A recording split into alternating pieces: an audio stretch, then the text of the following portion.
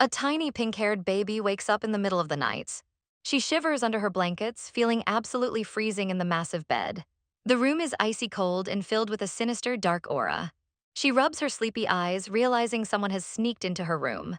She looks up, sleepily calling out for her brother. Standing quietly by the window is 8-year-old Dietrich Lagrange. He coldly points out that she wasn't actually sleeping, while a creepy dark mist swirls around him. That mist is his terrifying shadow ability, moving like extra limbs and proving he's the ultimate villain of this world.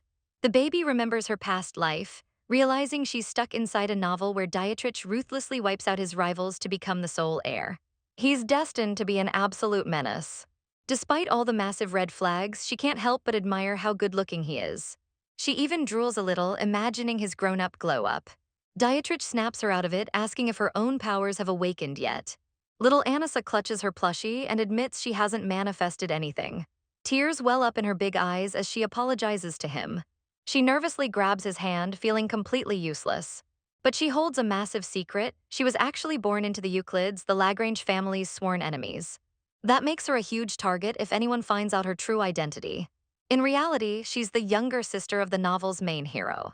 She isn't even sure if her real brother knows she exists. Back at her real home, her own mother treated her like absolute garbage. Her mom literally screamed at her to die. So when she was kidnapped by the rival Lagrange family, her relatives didn't even care. Now stuck in this bloodthirsty household, she desperately needs a survival plan.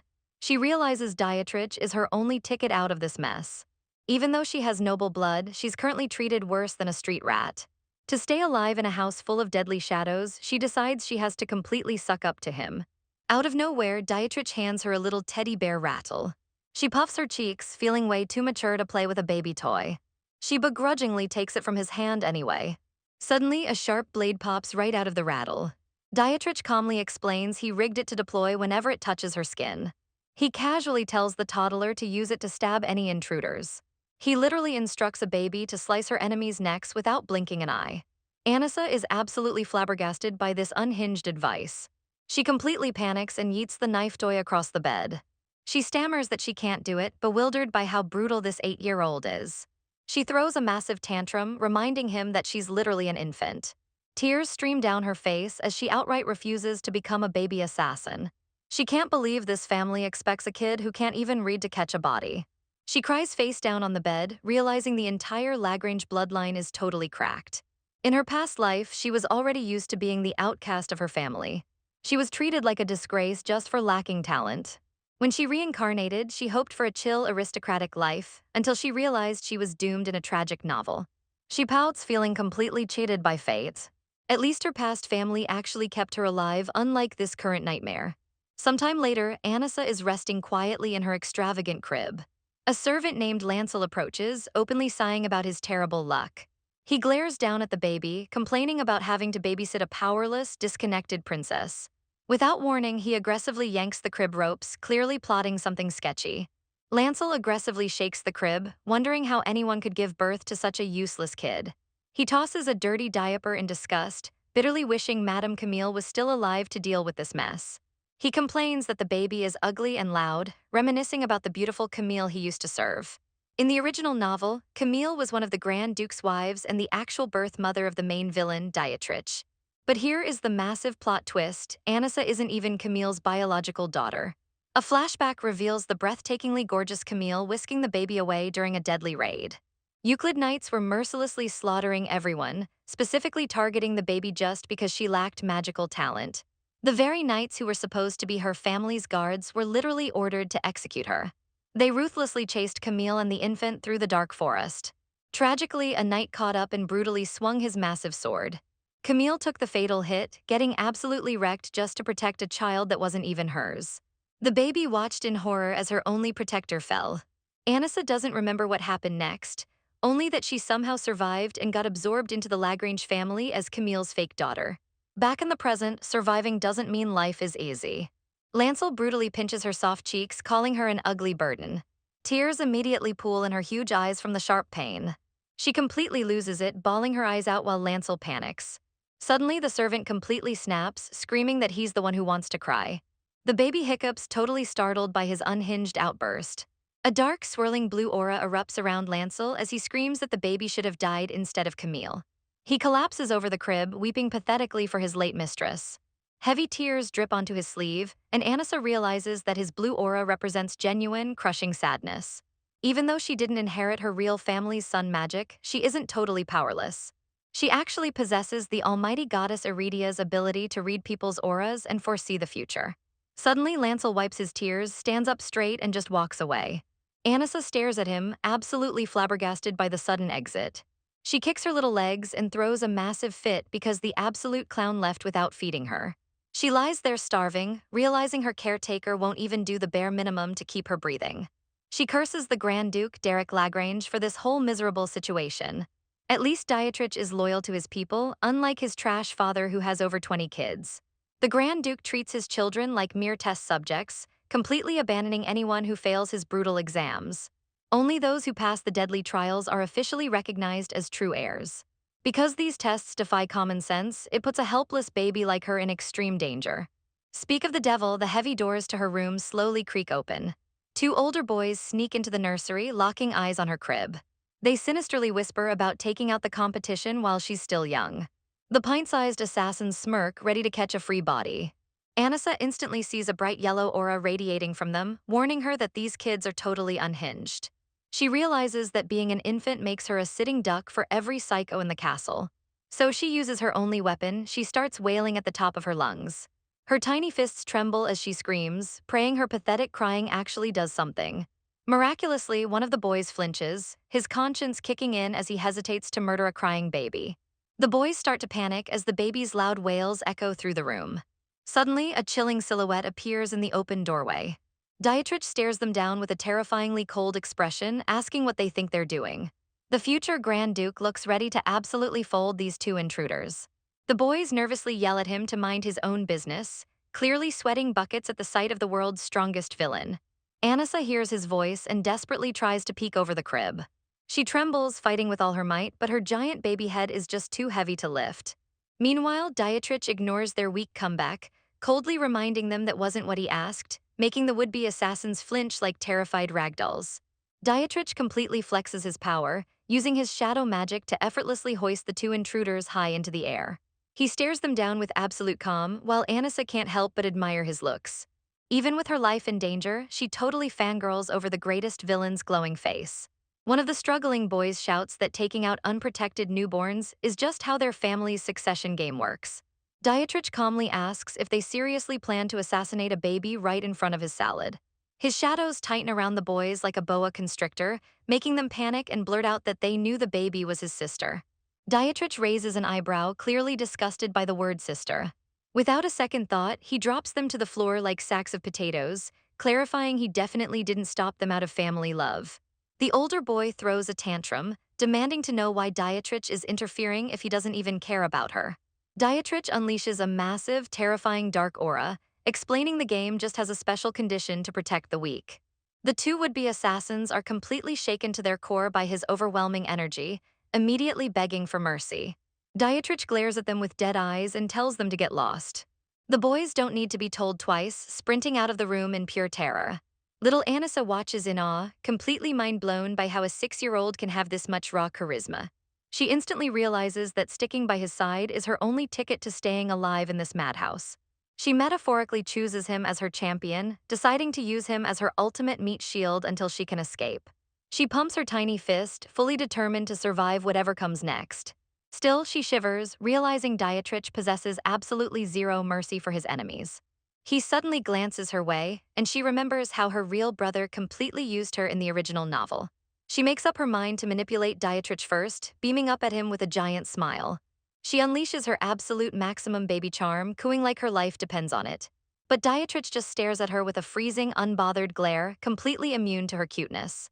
Anissa sweats nervously, realizing his aura is totally colorless and emotionless, as he bluntly calls her noisy. Suddenly, he reaches a hand out toward her crib. Anissa's face lights up, instantly scheming to use the power of physical touch to build a bond.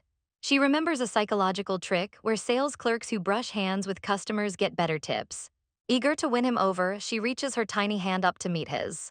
She wraps her little fingers around his, giving him the brightest smile possible while he just stares blankly. He looks down in confusion, asking what her baby babble even means. She happily points at him, continuing to coo. He guesses she's trying to call him brother, completely unamused by the whole interaction. Dietrich frowns slightly, and Anissa internally roasts him, thinking he's gonna get early wrinkles with that grumpy face. Suddenly, a horrifying crimson aura explodes into the room, making the baby wince in pure terror. Anissa shivers violently, knowing exactly what kind of monster just walked in without even looking. Standing in the doorway is Derek Lagrange, the ruthless lord of the family, demanding to know what Dietrich is up to. Dietrich coldly replies he was just following the rules, while the Duke radiates a disgusting, muddy aura of pure cruelty and anger. The Duke glares down at Anissa, casually referring to her as an object and asking whose baby that is. Dietrich respectfully answers that she is Camille Lagrange's daughter. Anissa completely distances herself mentally, knowing she has absolutely zero connection to Camille. The Duke pauses, completely blanking on who Camille even was. Anissa is absolutely flabbergasted, screaming internally that this absolute trash doesn't even remember his own wife. Derek finally remembers her, but only as a battle slave he bought at the market. He asks where she is, and Dietrich bluntly states that she died in childbirth. The Duke shows zero emotion, his face completely apathetic to the tragedy. He actually scoffs, calling her death a complete waste of his money. But then he smirks, declaring that getting a new successor candidate is a decent payment for his loss. Anissa mentally loses it, completely disgusted that he would say something so vile in front of a son who just lost his mother. However, Dietrich doesn't even flinch, keeping his emotions entirely locked away. The Duke then ruthlessly warns Dietrich that the kids who become candidates too quickly are usually the first to die. He glares at his son with murderous intent, telling him that if he isn't useful, he should just hurry up and perish. Dietrich casually agrees to keep his father's vile words in mind, completely unfazed by the death threat. He quietly stares down at Anissa while the tension lingers in the air. Meanwhile, little Anissa shakes her tiny fists in absolute rage, calling the Grand Duke's words total garbage. Derek tells her to behave herself and tosses a pacifier into her crib before strutting out of the room. Anissa lies there trembling, bewildered by her psycho father's behavior. Dietrich leans over the crib, sarcastically wondering if her arms are broken since she isn't moving. Suddenly, he taps her forehead, his fingers glowing with a dark, intense energy. He's actually using search magic to scan her body for any hidden abilities. Anissa panics, absolutely mind-blown that a 6-year-old is already casting advanced magic like it's nothing. Dietrich pulls his hand back and bluntly predicts she's going to die soon since he can't sense any powers. She thrashes around in her blankets, internally screaming that she refuses to kick the bucket. She firmly decides she'll literally bury herself in his shadow to survive if she has to. She starts plotting exactly how to get on his good side and secure her protection. Some time passes and she hears a voice, hoping Dietrich has finally come back to visit her. Nope, it's just Lancel, her dirty, short-tempered food shuttle. He roughly shoves a baby bottle into her mouth, complaining about how annoying she is. Anissa gags instantly because the milk formula is practically freezing cold. She glares at him, trying to rationalize that the North is just freezing and Lancel is a massive blockhead. Lancel tusks, watching her struggle to drink it while acting completely inconvenienced. She silently plots her revenge, promising to totally axe his job the second she gains some authority. She manages to burp instead of throwing up, generously giving him a 10-minute extension before his future firing. She shoots him a beaming, fake smile, secretly plotting his complete downfall. Suddenly, a golden opportunity strikes. Lancel plops her on the floor, claiming he's too busy and leaving her to play alone. He warns her not to make a mess before finally bouncing. She sits there acting like a perfect, innocent angel until he's out of sight. As soon as his footsteps fade and the door clicks shut, she immediately locks in. She transforms into a 4-wheel-drive crawling machine, speed dashing across the floor like an absolute demon. She pries open the heavy doors, hyped that she actually managed to break out. She starts sniffing the air like a bloodhound, tracking the distinct scent of Dietrich's aura. She deadpans for a second, realizing she literally feels like a dog right now. But she shakes it off and keeps following the trail anyway. She realizes the smell is leading her straight to the forest of wilted roses, Dietrich's childhood confinement area. She crawls through the creepy brush, thinking the spooky aesthetic perfectly fits a villain's backstory. Peeking through the bushes, she finally spots him standing in a clearing. She tries to call out but gets completely distracted by someone screaming from the dirt. A blonde kid is literally buried up to his neck in the ground, thrashing around and demanding to be let out. Dietrich stands over him with a shovel, coldly stating the kid broke the rules of their game first. Anissa waddles over and tugs at Dietrich's sleeve, babbling his name to get his attention. She looks up with her massive eyes, trying to ask what on earth he's doing to this boy. Dietrich smoothly scoops her up, looking completely unbothered, and tells her to talk like a normal person. She gets defensive, mentally screaming that she physically can't pronounce words yet, so she opts to use her cute smile instead. She beams at him, trying to completely melt his icy heart with her charm. He lets out a dry sigh but actually keeps holding her. Anissa smirks internally, realizing she officially has a foot in the door since he hasn't dropped her like a sack of potatoes. Dietrich asks what she's staring at, snapping her attention back to the yelling kid planted in the garden. She suddenly remembers the boy's name is Uric Lagrange. Uric is fuming in the dirt, and Anissa is completely shook to see him stuck there. Because in the original novel, Uric grows up to be Dietrich's insanely loyal right-hand man who literally slashes the Grand Duke's throat for him. She flashes back to the novel, remembering the blood-soaked, unhinged older version of Uric. Furious, the tiny baby points an accusing finger at the dirt, demanding to know why the kid is planted like a carrot. But Dietrich completely misinterprets her baby babbles, assuming she's just calling him cute. He coldly tells her to get off, leaving Anissa annoyed that her charm offensive completely flopped. Without warning, he literally drops her on the grass and tells her to crawl back on her own. He casually strolls away while Uric screams from the dirt and Anissa throws a tiny fit. Absolute panic sets in as she realizes she can't lose her only ticket to survival. She scrambles after him on all fours, bewildered by how fast his little legs are moving. She pushes her baby body to the absolute limit, desperate to catch up. Suddenly, she stops dead in her tracks with a sharp gasp. She looks down at her tiny palm, whimpering in pain as blood drips from a fresh cut. Dietrich actually stops and turns around. Seeing him, she immediately starts bawling her eyes out to get his sympathy. She stares up at him with massive, tear-filled eyes, hoping he'll play the big brother role. But instead, a terrifying red aura erupts around him, making her panic that he's furious about her crying. Terrified, she violently hiccups, trying with all her might to swallow her tears. She's dead set on staying quiet, convinced he'll absolutely end her if she makes another peep. Dietrich stares down at the trembling infant, questioning why she suddenly stopped crying. He slowly reaches a hand toward her face, coldly whispering that if she's destined to die anyway, wouldn't it be better to just die right now? Anissa braces for impact, thinking she's about to be sent to the Shadow Realm. But to her absolute shock, his touch is incredibly gentle. He carefully wipes away her tears, completely contradicting his terrifying villain persona. She stares up at him, completely flabbergasted by this sudden soft side. Dietrich looks back with a blank expression, muttering that she's a very strange baby. Anissa gives him serious side-eye, deeply offended by the accusation. She mentally claps back, thinking he's the real weirdo for casually burying people alive. Gently, he wraps his own pristine handkerchief around her bleeding hand to stop the bleeding. Watching his careful movements, she realizes he doesn't look like a future menace at all right now. He finishes tying the knot, and she lets out a small whimper from the stinging pain. Still, she bravely holds back her sobs, refusing to get on his bad side. She stares at her bandaged hand, wondering how on earth she's going to crawl all the way back to her room. She fully expects him to just leave her stranded in the dirt. But to her surprise, he scoops her back up into his arms, proving he's way softer than the rumors say. As he carries her away, she can't fathom how this gentle boy turns into a cold-blooded monster who casually wipes out entire villages. Nestled safely against his shoulder, she suddenly notices something off about their surroundings. The entire Dahlia Palace is completely desolate, looking like an absolute ghost town ever since Camille passed away. They finally reach a set of doors where a head maid is standing, looking totally unbothered. Dietrich calmly informs the servant that the baby got injured. The maid literally scoffs and says, "So what?" leaving Anissa utterly mind-blown by the sheer disrespect. The servant asks what she's supposed to do about it, and Anissa realizes Dietrich can't just pack her up or he'd fail his succession test.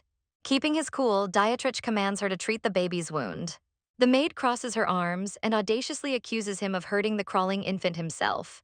Anissa is absolutely stunned by the servant's audacity, while Dietrich quietly defends himself. The maid doubles down, calling the 6-year-old master a flat-out liar. She brutally insults his heritage, claiming that since he's the son of a slave, he shouldn't hide his vulgar nature. She ruthlessly mocks him, telling him not to hide his shame from the household. Glancing at Anissa's hand, the maid coldly notes that glass is stuck in it and the flesh could literally rot away if left untreated. Then she drops an absolute bombshell, saying it doesn't matter if it rots because the baby is destined to die anyway. Anissa screams in protest while the maid laughs, pointing out that their ruined palace doesn't even have money for medicine. Dietrich quietly admits he doesn't have any supplies, but as a menacing red aura erupts around him, Anissa realizes he is absolutely livid. Dietrich totally calls out the corrupt maid, confronting her about embezzling their palace funds alongside Lancel. He calmly but menacingly warns her not to accuse him without solid proof. He effortlessly flips her own insult right back at her. He holds Anissa close while staring daggers into the servant. He coldly tells the maid that she's the one who needs to hide her vulgar nature. Before she can retreat, Dietrich blocks the heavy doorway with his foot. He firmly demands the medicine if she refuses to treat his sister. The maid completely panics, stammering that she already told him they have no supplies. Sweating bullets, she forcefully tries to push the door shut on him. Dietrich grabs the doorframe, refusing to budge an inch. Caught in the middle of this tug-of-war, little Anissa gets squished like a pancake and cries out. With a loud bang, Dietrich shoves the door open, easily overpowering the maid. Anissa coos at him, grateful that he stopped her from getting totally crushed. He scoffs and looks away, muttering that a literal infant wouldn't understand his intentions anyway. He stands there quietly, looking lost in his own world. Anissa notices the profound loneliness in his eyes and decides to hit him with her brightest, most healing smile. Dietrich just stares blankly and bluntly calls her an idiot.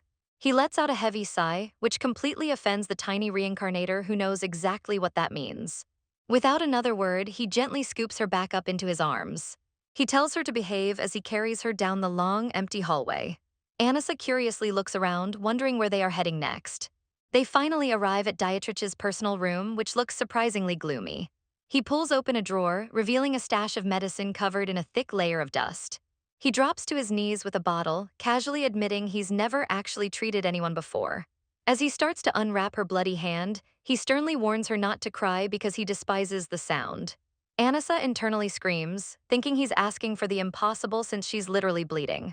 Still, she bites her lip and braces herself, determined to hold her tears in. Dietrich pours the raw, stinging liquid straight onto her open wound, and she flinches from the agonizing pain. She trembles violently, unable to keep her composure as the burning sensation takes over. Despite her best efforts, the pain is just too much for her tiny baby body. In the midst of the excruciating torture, she completely breaks down and starts bawling. She squeezes her eyes shut, terrified his aura is going to turn murderous because she broke his one rule. But when she opens her eyes, he's just watching her silently with his jet black eyes. Instead of pure rage, she catches a rare, melancholic softness on his face. The next day, Anissa wakes up safely in her crib, completely amazed by her neatly bandaged hand. She marvels at his meticulous work, noting that the pain is basically gone. However, she realizes their overall living situation is an absolute nightmare. Dietrich might be a successor candidate, but his life is just as pathetic as hers. He has zero backing and gets treated like garbage. The servants are severely underpaid, so they take out all their toxic stress on the neglected children. Anissa fumes, thinking it's still completely messed up to abuse innocent kids. Speak of the devil, Lancel strolls into the room with her bottle. He carelessly glances down and finally notices the bandage on her tiny hand. He literally shrugs it off, brutally stating it's fine as long as she doesn't drop dead. Anissa glares at him, absolutely flabbergasted by his total lack of empathy. Suddenly, a massive, toxic black aura erupts from Lancel's body as his dark thoughts consume him. He glares at the infant, internally cursing her and blaming her for Lady Camille's tragic death. Remembering her divine Iridia powers, Anissa desperately reaches out, unleashing a wave of purifying holy magic. It's super effective. Lancel's shadowy aura instantly transforms into a brilliant, glowing white light. His toxic thoughts vanish, and he finally realizes it's completely insane to blame a literal baby for the past. But her victory is incredibly short-lived, because the absolute blockhead still shoves a freezing cold bottle into her mouth, making her realize she's going to have to purify him daily just to get a warm meal. Lancel watches Anissa drink, wondering why their living situation hasn't improved even though Dietrich is an official successor candidate. He complains about his low pay, bitterly debating if he should just quit. Anissa chugs her milk, mentally cheering for the bastard to leave. Suddenly, Lancel casually mentions that Dietrich hasn't eaten in a while. Anissa stops drinking, absolutely flabbergasted. Lancel starts coughing out of nowhere and tells her to drink slowly. He wonders how the young master is even surviving, since the maids aren't feeding him and there are zero crumbs in the kitchen. Anissa fumes, realizing she isn't the only one suffering in this wretched place. She can't believe this insane household is literally starving a 6-year-old kid. Lancel selfishly whines that watching her eat makes him hungry, then completely abandons her to go find food for himself. Anissa stares at the closed door, utterly disgusted by the state of this family. She realizes that growing up in this toxic dumpster fire is exactly what turns kids into psycho villains. Right then and there, the tiny baby makes a massive decision. She slams her baby bottle down like an absolute boss. She vows to take matters into her own tiny hands and become Dietrich's personal chef. Well, more like his personal milk delivery service. Her eyes sparkle with determination as she accepts her new heroic mission. She drops to all fours and begins her crawling expedition to find him. But wait, she spots a mirror on a low dresser and gets totally distracted. She remembers the novel describing her as super pretty, despite Lancel constantly calling her an ugly baby. She reaches up and grabs the handle to pull herself up. With her tiny arms trembling, she manages to stand up just enough to peek. She drops her bottle in pure shock. She stares into the glass, completely blown away by her own reflection. Her big red eyes sparkle, confirming she is absolutely gorgeous. She mentally roasts Lancel, deciding that the servant must be legally blind to call her ugly. She remembers that in this world, people from the South think red eyes are cursed. Because of this dumb superstition, red-eyed kids get completely ostracized and treated like monsters. But Anissa couldn't care less about their red flag society. She knows she's adorable and completely owns her petite cuteness. She admits Dietrich might still be a bit prettier than her right now, but she's definitely got the cuteness factor on lock. Suddenly remembering her mission, she realizes she has a long crawl ahead of her and decides to recharge. She takes a quick chug of her milk, wipes her mouth like a champ, and gets back to work. She finally makes it outside to the garden, ready to deliver the goods. She spots Dietrich sitting all alone on the edge of a dried-up fountain and happily totters over. As she gets closer, she starts coughing wildly because the neglected area is covered in a thick layer of dust. Dietrich easily lifts her up into his arms, completely confused by her sudden arrival. He asks why she's here, looking down at her with surprising gentleness. Anissa blinks, momentarily stunned by how polite he's being. Suddenly, Dietrich bursts into genuine laughter, remembering how she awkwardly tried to call him brother earlier. Anissa ignores his giggles and proudly shoves her half-empty bottle toward his face like a grand prize. Dietrich stares at the bottle, deadpanning as he asks what she expects him to do with it. She aggressively shakes the bottle at him, basically demanding he take it. He sighs, telling her to stop babbling and speak like a normal person. She mentally curses him out, trying to demonstrate that it's literal food. She holds it up high, generously offering him her own life force. Dietrich raises an eyebrow, completely weirded out that she wants him to drink baby formula. He coldly rejects it. Anissa gets super annoyed, insisting through baby babbles that it actually tastes way better than he thinks. Getting impatient, she yells at him to open his mouth. She goes completely rogue and tries to forcefully shove the nipple into his face. The bottle clatters to the ground as Dietrich easily dodges, firmly stating he isn't going to drink it like a literal infant. Anissa slumps against the fountain, annoyed that he couldn't even pretend to take a sip of her milk. She grips the bottle, feeling completely defeated after struggling so hard just to crawl all the way out here. Huge tears start welling up in her eyes as all her pent-up frustration finally spills over. She tries to hold it together, realizing that a simple bottle of baby formula isn't going to magically win over a cold-blooded villain. Suddenly, Dietrich walks back over, gently asking if she's crying. He kneels down, awkwardly wondering if she's throwing a tantrum just because he rejected her food. She sniffles, feeling absolutely miserable about her entire situation in this toxic household. With a deep sigh, Dietrich finally gives in and takes the bottle from her tiny hands. He coldly mutters that it wasn't worth drinking anyway, but he still humors her. Anissa's face instantly lights up like a Christmas tree, absolutely thrilled by her small victory. A whole month passes with her bringing him milk every single day. But she's getting completely fed up, grumbling that the mannerless boy never bothers to visit her first. Remembering how Lancel always complains about her drinking expensive milk, she spots a plate of cookies the servant left behind. She stretches as high as she can, determined to snag a better snack for Dietrich. A few fall to the floor, but she quickly scoops them up, firmly trusting the 3-second rule. She claps her hands, super hyped to deliver her newly acquired treasure. Since walking is still a massive struggle, she gets back to crawling down the endless corridors. Suddenly, she bumps right into someone's legs. She looks up and realizes it's Yurik, the kid Dietrich had buried alive in the dirt a month ago. She stares at him, totally confused about why he's wandering around her palace. Yurik scoops her up, casually mentioning that he heard she was Dietrich's actual little sister. She struggles against his grip, while he loudly questions if it's even safe for a baby to be crawling around alone. Then she notices a dangerous red aura flaring up around him.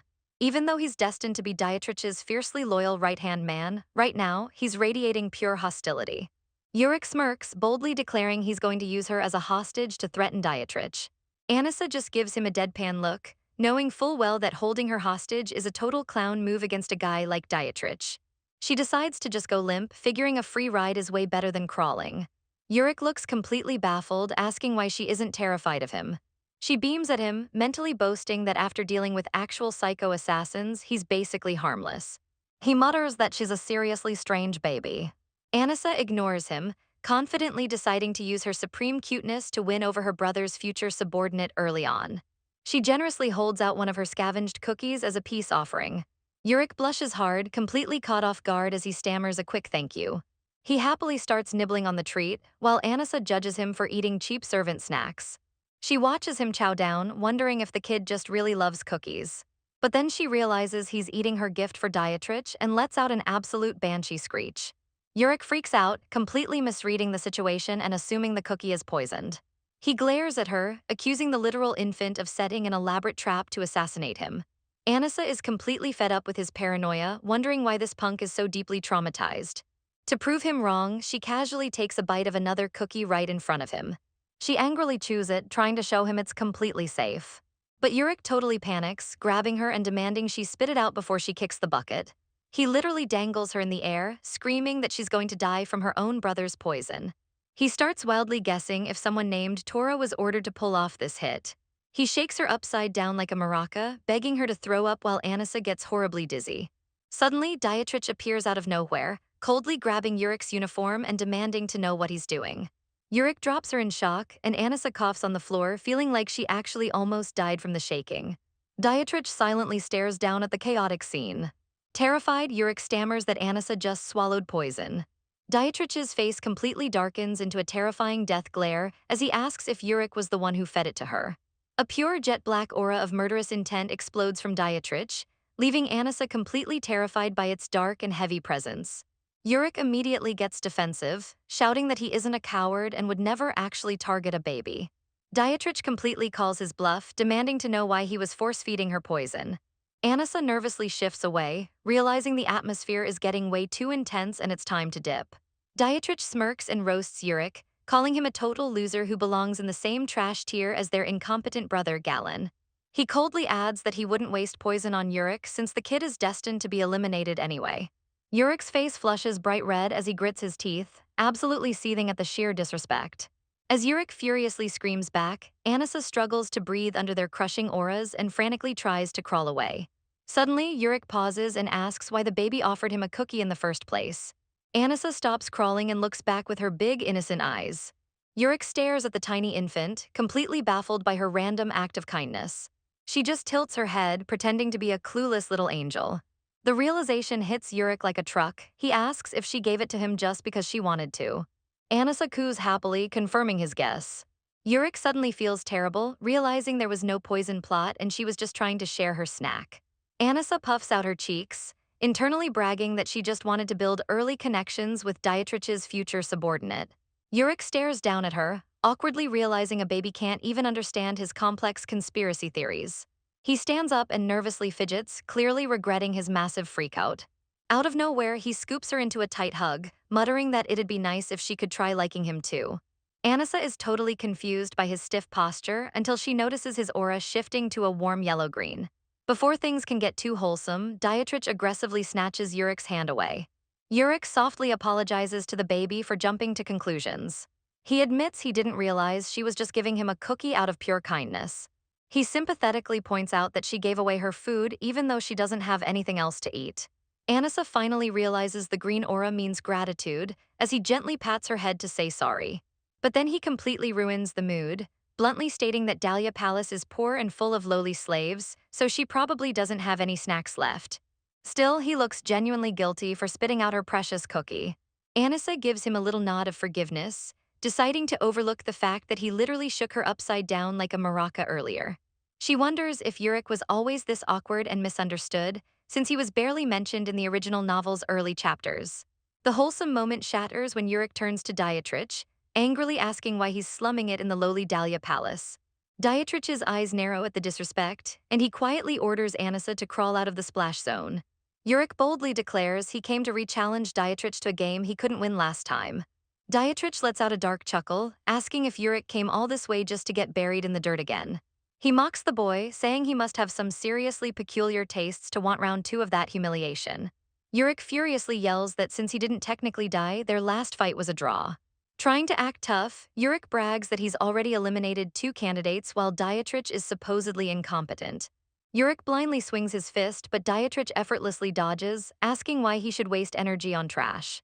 Boiling with rage, Yurik clenches his fists and challenges him to a real fight. He violently lunges forward, aiming straight for Dietrich's face. But Dietrich sidesteps and Yurik totally embarrasses himself, face-planting into the ground with a loud thump. Dietrich looks down at him in absolute disgust, coldly telling him not to be a nuisance and calling him Euclid. Yurik absolutely snaps, screaming that his name is Yurik Lagrange, not Euclid. Dietrich remains completely unfazed, stating he couldn't care less what family name he claims. He grits his teeth with terrifying intensity, warning Yurik not to ever lay a hand on him. Furious, Yurik charges at him again, desperately swinging wild punches to prove his worth. Without even breaking a sweat, Dietrich summons his shadowy tendrils, snatching Yurik by the ankle and dangling him upside down. Anissa yelps in shock as she watches the brutal counterattack. Yurik struggles helplessly in midair as the terrifying shadow ability coils around him. With a simple flick of his wrist, Dietrich hoists the older boy even higher into the sky like a literal ragdoll. Anissa frantically crawls away to safety, wondering why these 2 are fighting to the death when the novel said they were best friends. Anissa watches in horror, terrified they're actually going to catch a body, so she grabs Dietrich's jacket. She cries out to stop him, knowing that killing Yurik will cause a massive headache with the Grand Duke. Dietrich instantly drops the boy, letting him hit the floor with a heavy thud. Yurik gasps for breath, staring at the ground as he brings up Dietrich's past, pointing out that his mother was also a slave. Dietrich glares down at him, his face completely cold as he issues a final warning. He threatens to literally erase him from existence if he shows his face around this palace again. Without missing a beat, Dietrich turns his back and walks away like an absolute boss. He glances back, fully expecting Anissa to burst into tears from the terrifying atmosphere. But instead, she lets out an annoyed grunt and starts booking it in the other direction. She shifts into high gear and dashes away on all 4s, determined to save herself. Dietrich watches in disbelief, wondering what kind of infant crawls at warp speed. In her panic, she accidentally blurts out Appia, the cutesy word for older brother. She completely freezes, realizing she just made a colossal mistake. She curses internally, swearing she really needs to keep her mouth shut. She covers her face in sheer embarrassment, praying to whatever god is out there. She begs the universe to please protect her fading dignity. But Dietrich definitely heard it, letting out a soft sigh as she cowers on the floor like a turtle. Yurik, still catching his breath, stares at her like she's completely lost her mind. Anissa hides her face, mentally begging both of them to just leave her alone. Dietrich walks over and effortlessly lifts her into the air, telling her to get up. She blushes, noticing that he actually smells pretty clean for a guy who just tried to murder someone. Suddenly, Dietrich drops an absolute bombshell, asking if she needs a diaper change. She starts thrashing around like a caught fish, absolutely mortified by the suggestion. Dietrich coldly points out that she's going to stink, making her scream in pure denial. She trembles with rage, mentally calling him an ungrateful brother after she literally brought him milk. Dietrich notices the bottle and blankly asks if she actually expects him to drink it.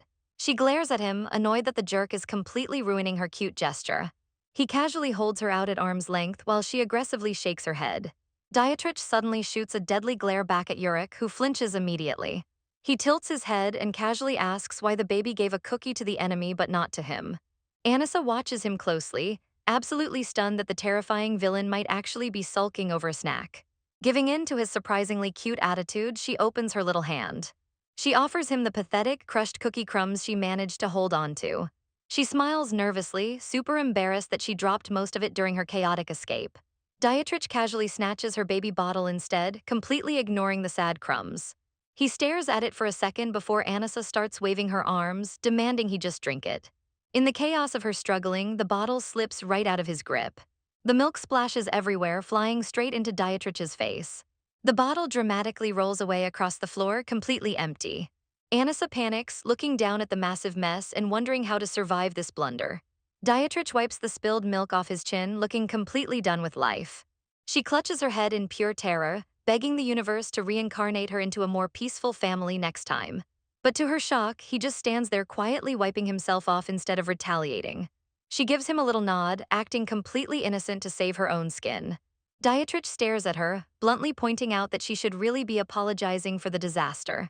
Anissa cheers internally, super relieved he isn't going to turn her into shadow food over spilled milk. Dietrich asks if her weird babble was an apology, though she was actually just celebrating her survival. She nods eagerly, totally faking her remorse just to keep the peace. Dietrich suddenly glances back at Yurik, sharply asking why the kid is still standing there. Yurik flinches, his eyes wide with fear as he nervously stammers that he was just about to leave. Anissa breathes a huge sigh of relief, glad the chaotic garden brawl didn't escalate into a complete bloodbath. Taking the hint, Yurik scrambles out of the garden like his life depends on it. Dietrich just stands there in silence, completely soaked in the cold milk. But as Anissa looks up at his older brother, he realizes the future ultimate villain isn't actually all that terrifying right now. Time passes and Anissa is growing up fast.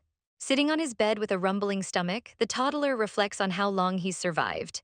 In fact, it's already his second spring inside this deadly household. Naturally, he waddles straight over to his servant, Lancel, and demands a real meal. But the lazy servant just hands him another bottle of milk, completely ignoring that the 2-year-old boy needs solid food now. Lancel brushes him off and immediately flops back onto the couch to catch some sleep. Anissa angrily chugs the bottle, absolutely frustrated that this liquid diet is useless for his growing body. He even slaps Lancel across the face, but the guy is completely out cold. Deciding to take matters into his own tiny hands, the toddler marches straight toward the kitchen. Pushing open the heavy doors, he finds the room completely empty. But his sharp baby senses quickly pick up a delicious scent. Using a wooden stool, he triumphantly grabs a jar of chocolates, assuming Lancel hid them here for himself. Anissa pops the lid off, ready to completely devour the stash before anyone catches him. But suddenly, a voice calls out from behind him. He turns around to see Jenine, one of the palace maids, glaring daggers at him.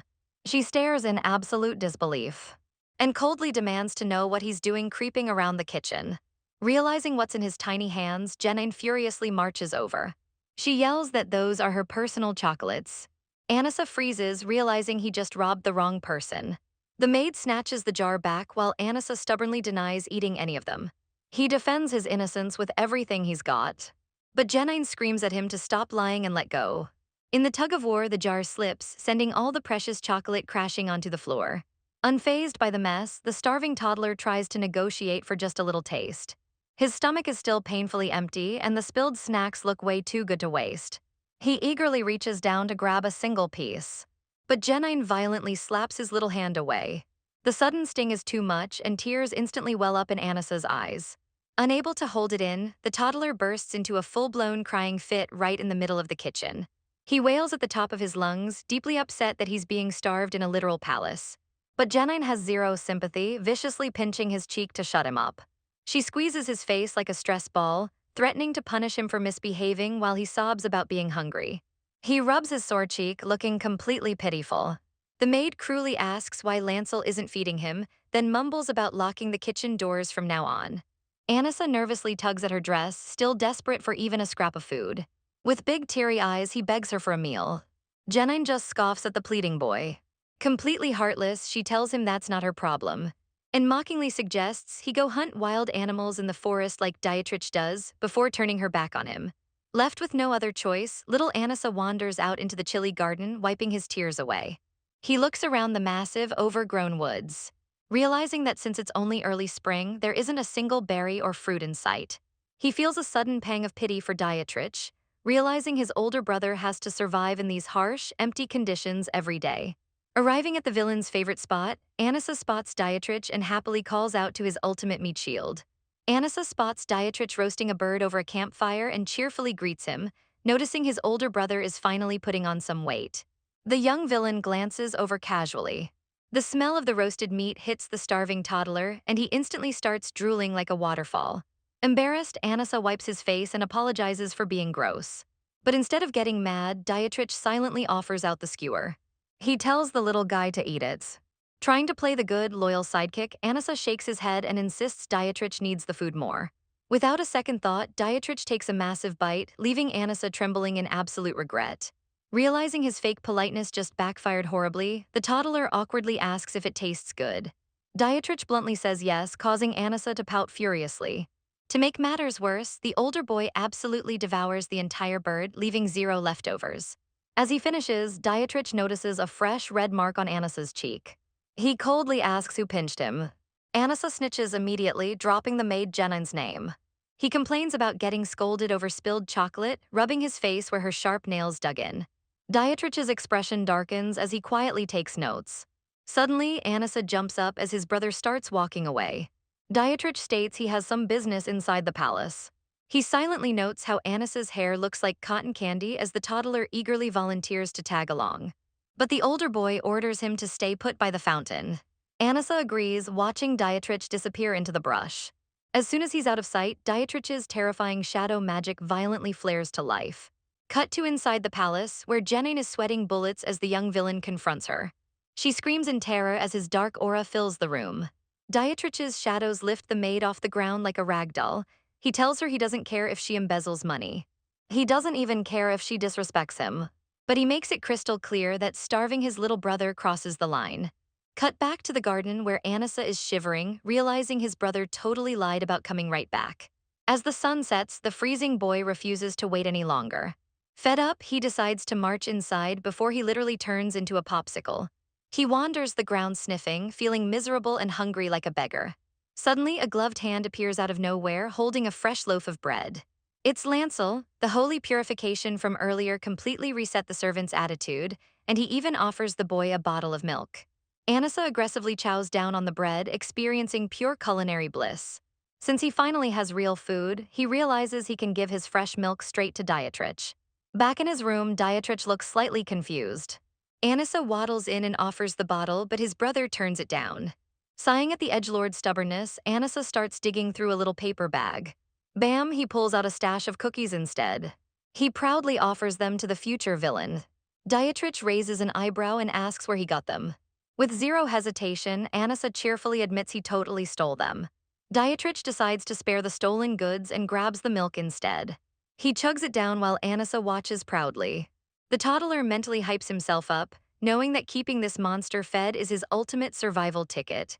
Though deep down, he still sweats a little, hoping this crazy insurance policy actually pays off. Dietrich finishes the bottle and casually wipes his mouth.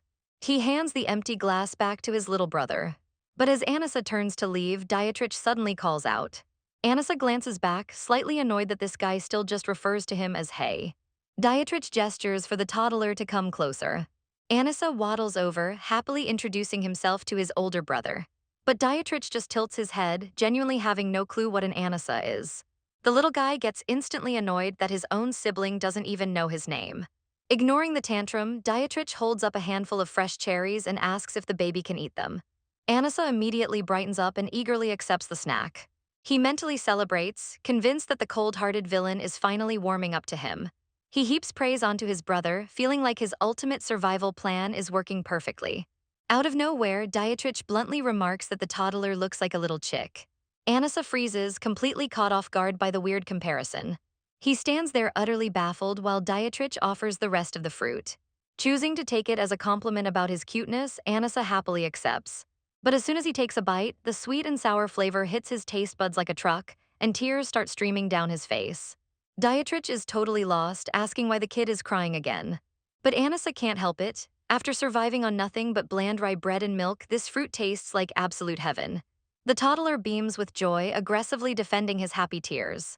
Dietrich just stares, wondering out loud if all babies are this weird. Suddenly, a kind-faced maid named Marilyn arrives to pick the boy up. She's literally the first adult in this nightmare palace that Anissa has grown attached to. Dietrich watches in absolute silence as Marilyn carries the boy away. Anissa waves goodbye, secretly roasting his brother for having zero manners. Still, he couldn't care less, thrilled to spend time with his favorite caretaker. He considers Marilyn the one and only sane person in the entire Lagrange mansion. Sometime later, Anissa sprints back to the garden fountain as fast as his little legs can carry him. He frantically calls out for his brother. But Dietrich suddenly cuts him off, strictly correcting the toddler's sloppy pronunciation of his name. Anissa is absolutely stunned that the edgy villain cares about his grammar at a time like this. Panic sets in as Anissa drops a massive bombshell: Marilyn is gone. Dietrich just sits there completely unfazed by the news. Anissa tries to make him understand the gravity of the situation. He repeats that his favorite maid has totally vanished. Dietrich casually reveals that she was just temporarily reassigned to another palace. When Anissa asks when she's coming back, Dietrich shrugs, leaving the toddler completely depressed. Dietrich looks down at the moping boy and asks why he even likes the maid so much. Anissa explains that she actually reads him fairy tales and tells him stories. He desperately needs her to learn the lore of this crazy novel's world so he can survive. Dietrich listens quietly, seeing the little guy completely down in the dumps. The young villain surprisingly tells him not to cry. Anissa sniffles, denying the tears so he doesn't look like a total crybaby. Dietrich sighs, deciding that if the maid is gone, the kid just needs some new toys to stay entertained. Anissa looks up, totally confused by what his brother means. Suddenly, Dietrich casually raises his hand, and a massive, glowing magic circle erupts from the ground. The sheer force of the dark magic creates a wild gust of wind, nearly blowing the toddler away. Anissa stares in absolute shock as a terrifying figure emerges from the shadows. It's Baal, the literal demon king from the novel, and the legendary monster immediately bows to the 8-year-old boy. The horrifying entity respectfully asks his master why he was summoned. Without missing a beat, Dietrich points at Anissa and orders the Demon King to play with the bored baby. Even the ancient demon is completely flabbergasted, asking if he's seriously being ordered to babysit. Baal reluctantly agrees, but Anissa is screaming internally, absolutely terrified of the demonic monster that literally reeks of death.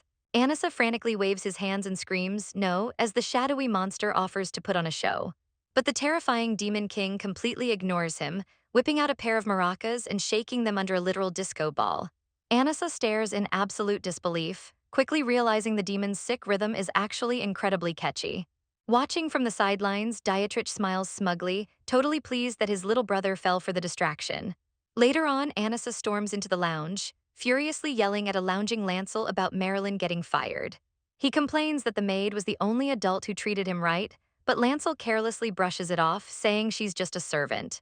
Absolutely triggered, Anissa snaps and calls Lancel a complete idiot. He doubles down, screaming at the top of his tiny lungs that Lancel is an idiotic blockhead. Unbothered, Lancel sighs and heavily guilt-trips the toddler, sarcastically admitting he is a blockhead because he forgot to order Anissa's meal today. He flashes a smug smile, telling the starving boy he'll just have to skip lunch.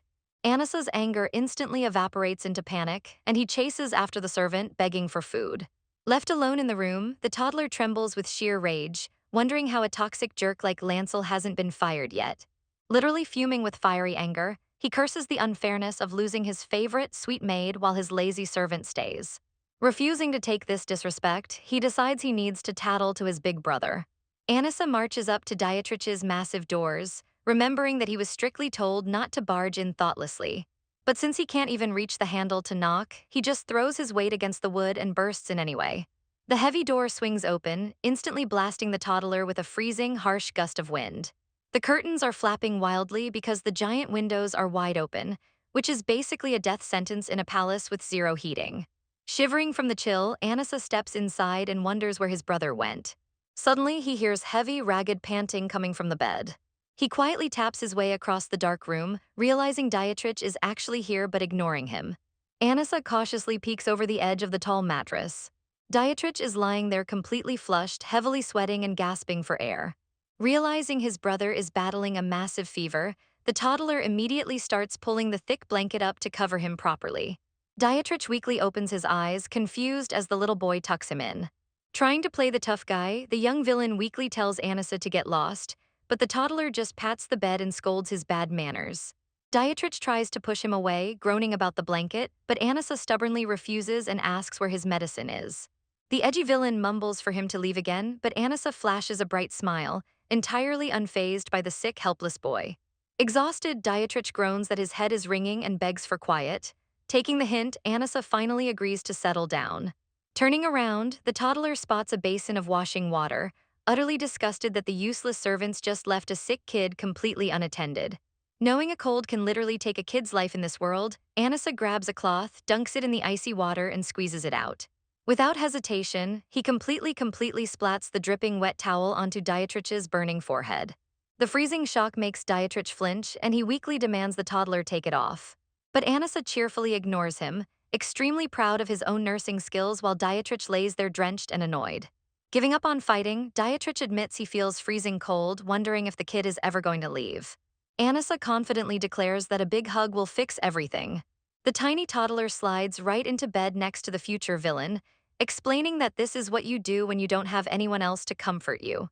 Dietrich immediately grabs Anissa by the collar, trying to literally yeet the toddler out of his bed. He drops the boy onto a nearby chair, complaining that his noisy baby babbling is giving him a massive migraine. Seeing how absolutely wrecked his brother looks, Anissa finally decides to back off and move quietly. Hours later, Dietrich wakes up to the sound of his heavy door rattling, groaning that he locked it specifically to keep Anissa out. But surprise, Anissa is already inside, cheerfully crawling around on the floor and gathering loose twigs. Dietrich steps out of bed, exhausted, reminding the kid he asked for absolute silence. He stares down at the toddler, completely confused by the mess on the floor. He asks why the baby is hoarding sticks, and Anissa happily explains he's bringing him firewood to stay warm. The older boy freezes, completely speechless at the ridiculous gesture. Anissa beams with innocent pride, fully believing this pathetic pile of tiny twigs is going to heat the massive, freezing room. Dietrich's numb, feverish brain just gives up on arguing, telling the toddler to just do whatever he wants. Fast forward to nightfall, and the two brothers are peacefully sleeping side by side in the massive bed. But suddenly a sharp dagger slices through the darkness, flying straight toward them. Before the dagger can strike, Dietrich casually raises his hand without even leaving the bed.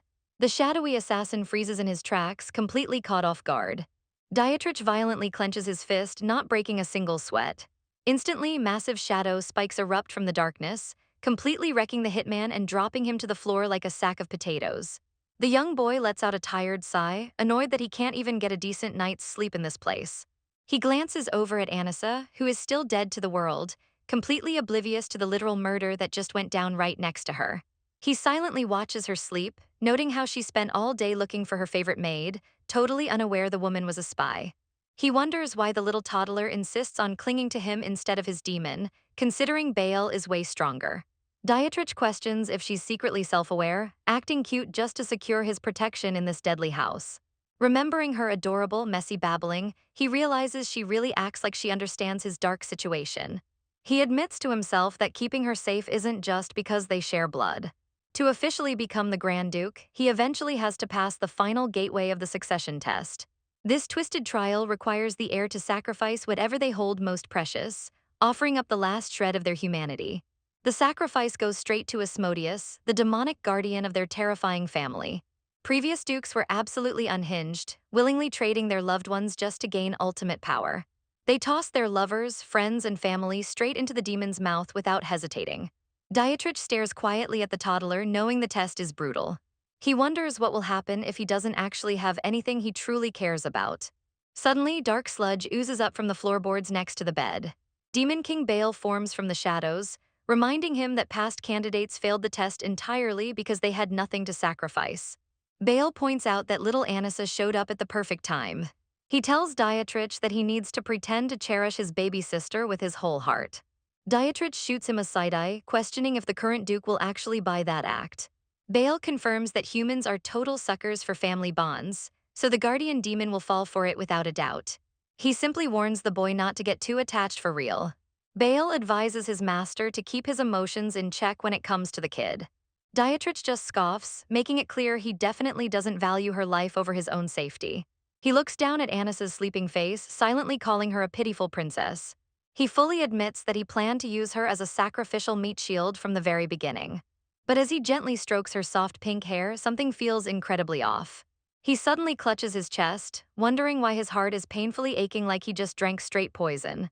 Realizing he might actually be going soft, Dietrich tells himself he needs to be way more careful around her. The next day, Anissa is wide awake and chilling with her terrifying demonic babysitter, who gently hands her a fresh bottle. She happily chugs her milk, absolutely loving the strawberry flavor. With a quick shake of the bottle, Baal magically switches the flavor to chocolate, proving he's a top-tier nanny despite his cursed aura. He asks if it tastes good, respectfully calling her his princess. Anissa is confused and corrects him since she definitely isn't royalty. But Baal insists that since he is a demon king and Dietrich is his chosen monarch, that automatically makes Anissa the princess of the household. The toddler is just amused, realizing this ancient evil spirit must really have a soft spot for her grumpy brother. Bale instantly denies it, using his magic to float a stack of storybooks through the air. Anissa gets completely distracted by the floating objects and waddles over to him. Remembering that her missing maid used to read to her, Bale decides to step up and take over story time. Anissa casually plops right down onto his shadowy lap, amazed that the demon feels as soft as a marshmallow. She starts curiously patting his side, but Bale awkwardly asks her to stop. He bluntly explains that she just grabbed his private parts, leaving the toddler utterly mortified. She immediately pulls her hand back, absolutely shell-shocked that a literal shadow monster even has those. Desperate to change the awkward subject, Bale floats the fairy tale books over and asks which one she wants to read.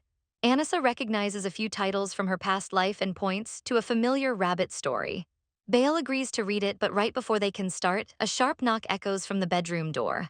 Startled by a sudden knock at the door, Bale visibly flinches. Not wanting to ruin his terrifying Demon King reputation by being caught playing babysitter, he instantly fades away into the shadows. Anissa blinks in confusion, wondering how the giant monster vanished without making a single sound. But her face instantly lights up when she hears a familiar voice, completely convinced her favorite maid didn't actually get fired. The heavy doors creak open as Marilyn steps inside the dark room. But something is deeply wrong. The maid is practically radiating a jagged, blood-red aura of danger. Marilyn slowly holds out her hand, asking the little girl to come away with her.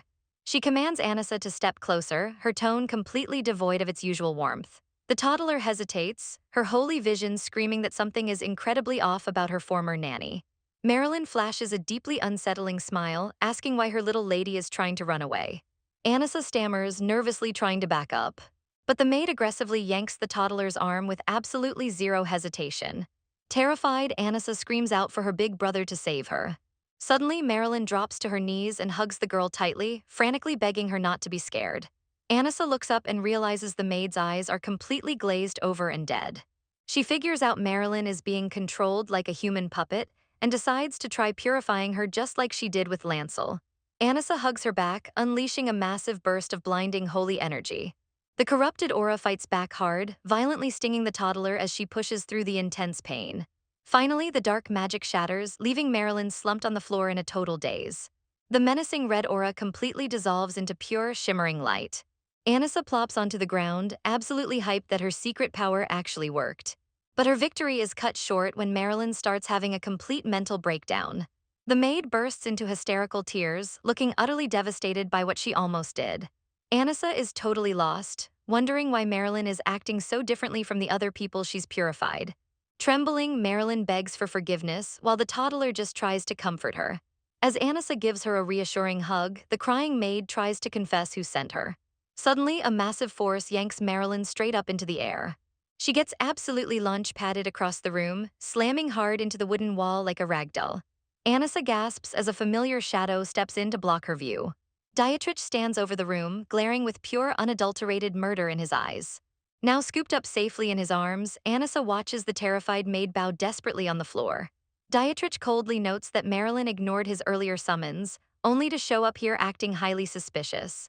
He bluntly reveals that Marilyn is actually a spy for Lady Ruthless, the ruthless second-in-command of the Lagrange family.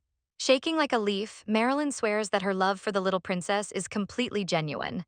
Dietrich isn't having it, pointing out that she just admitted to being a rat, which is exactly why he kicked her out in the first place. Even as the maid cowers, Anissa uses her ability and sees that her pure aura proves she isn't lying right now. Determined to save her friend, the toddler gently taps her brother's shoulder. But Dietrich's hand is already sparking with lethal shadow magic, fully prepared to execute the spy on the spot. Anissa starts squirming wildly in his grip, begging him not to kill Marilyn. Jumping down to the floor, she stomps her little feet directly in front of him.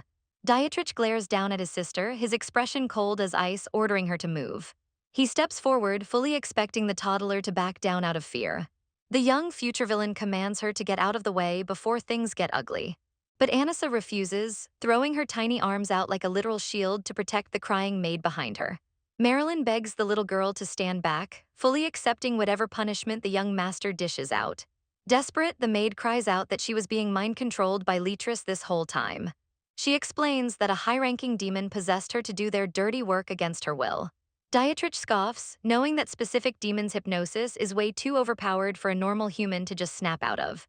Marilyn admits she doesn't know how she broke free, blindly guessing the enemy simply turned off the spell. Dietrich clearly doesn't buy that flimsy excuse, leaving Anissa in an absolute panic, wondering if she has to expose her secret holy powers just to save the maid's life. Anissa hesitates, knowing that if she reveals her holy powers, Dietrich might just enslave her to use her magic like in the original novel. So she pulls out her ultimate, most overpowered weapon, crocodile tears. She threatens to hate her big brother forever if he kills the maid. She absolutely loses it, bawling her eyes out and screaming that she'll cut off his precious milk supply. To top it off, she threatens to snitch to everyone about Bale, leaving Dietrich utterly dumbfounded. Seeing an opening, Marilyn aggressively bows, begging for her life and promising to cut all ties with Lady Leatrice. Anissa rushes over and gives the crying maid a massive hug, relieved her acting actually worked. She figures the threat of exposing Bale is what really changed his mind, since the demon's existence is a top-tier secret. She shoots Dietrich one last teary glare, repeating her threat to hate him. But Dietrich just smirks, finding the idea of this tiny toddler hating him highly amusing. Meanwhile, poor Marilyn is still face-planted on the floor, too traumatized to even look up. Dietrich casually walks away, telling himself her threats are just childish and he was simply too lazy to deal with the spy anyway. He doubles down, reminding himself that Anissa is nothing more than a future sacrifice for his succession test. Remembering her little tantrum, he refuses to even see her as a real person, let alone his actual family. He completely denies going soft, fully convincing himself he spared the maid for his own strategic reasons. A whole year passes, and 3-year-old Anissa is out in the garden practicing her sword swings while Bale plays cheerleader. The shadowy demon praises her form, making the toddler feel pretty smug about her natural talent. He coaches her not to leave any openings, acting surprisingly like a professional mentor. Anissa is totally shocked that a literal demon king is such a good teacher, especially since he's easily bribed with cookies. She goes in for an attack, gently poking him with her toy sword while he dramatically whines in fake agony. Bale collapses to the grass like a total drama queen, leaving Anissa completely unamused. She angrily calls him out for being a huge liar since she barely even tapped him. The demon sits up and playfully insists she won, but Anissa points out she didn't even break a sweat. She aggressively tells him to stop sweating because it's gross, forcing the ancient evil to quickly apologize. Bale admits he originally planned to spar with her for real, but his master strictly forbade him from fighting back. Anissa throws her sword down in a total tantrum, stomping the grass and yelling that she hates him. She aggressively pouts, wondering exactly what kind of terrifying threat Dietrich used to keep the demon in line. While fuming, Anissa suddenly spots a suspicious dog hole hidden deep in the bushes. She stares at the gap, insanely curious about where it leads. She knows she can't ask any of the adults, since they treat her like a prisoner and would never let her explore outside. So taking matters into her own tiny hands, she happily crawls right through the secret tunnel. She pops out the other side and is completely blinded by an absurdly fancy garden with a giant golden fountain. Staring up at the statue, she realizes its eyes are literally made of massive, pure diamonds. The little hustler immediately contemplates prying one out to fix her own palace's garbage financial situation. But reality hits her, only the most elite Lagrange members could afford a yard this decked out. Panic mode activates as she realizes she might have accidentally trespassed into Lady Leatrice's deadly territory. Before she can bolt, a loud thud echoes through the garden as someone violently curses out a little runt. Anissa freezes in her tracks, her heart racing as she tries to figure out her escape route. She winces, listening closely to the terrifying shouts coming from just a few feet away. She dives into the bushes to hide, listening to a brutal beatdown where the victim refuses to even make a sound. An older boy is shown getting totally jumped, but he aggressively threatens to dig out his attacker's blue eyes. Anissa gasps, instantly connecting the dots on exactly who that specific threat belongs to. The bullies relentlessly kick him, mocking the boy for being too weak to even land a single hit on Dietrich. The thugs finally get bored and stomp away, leaving the garden in dead silence.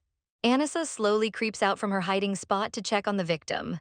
Just as she suspected, the kid who got absolutely wrecked is her half-brother Yurik. Startled, Yurik snaps his head up and demands to know who's there, finding Anissa casually chilling next to him.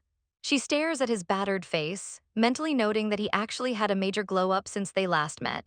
She innocently asks if it hurts, catching the tough guy completely off guard. Assuming he forgot her, she introduces herself, but Yurik instantly points at her in sheer disbelief. He perfectly remembers her as Dietrich's annoying little sister and frantically demands to know what she's doing in enemy territory. Yurik angrily demands to know what she's doing in enemy territory.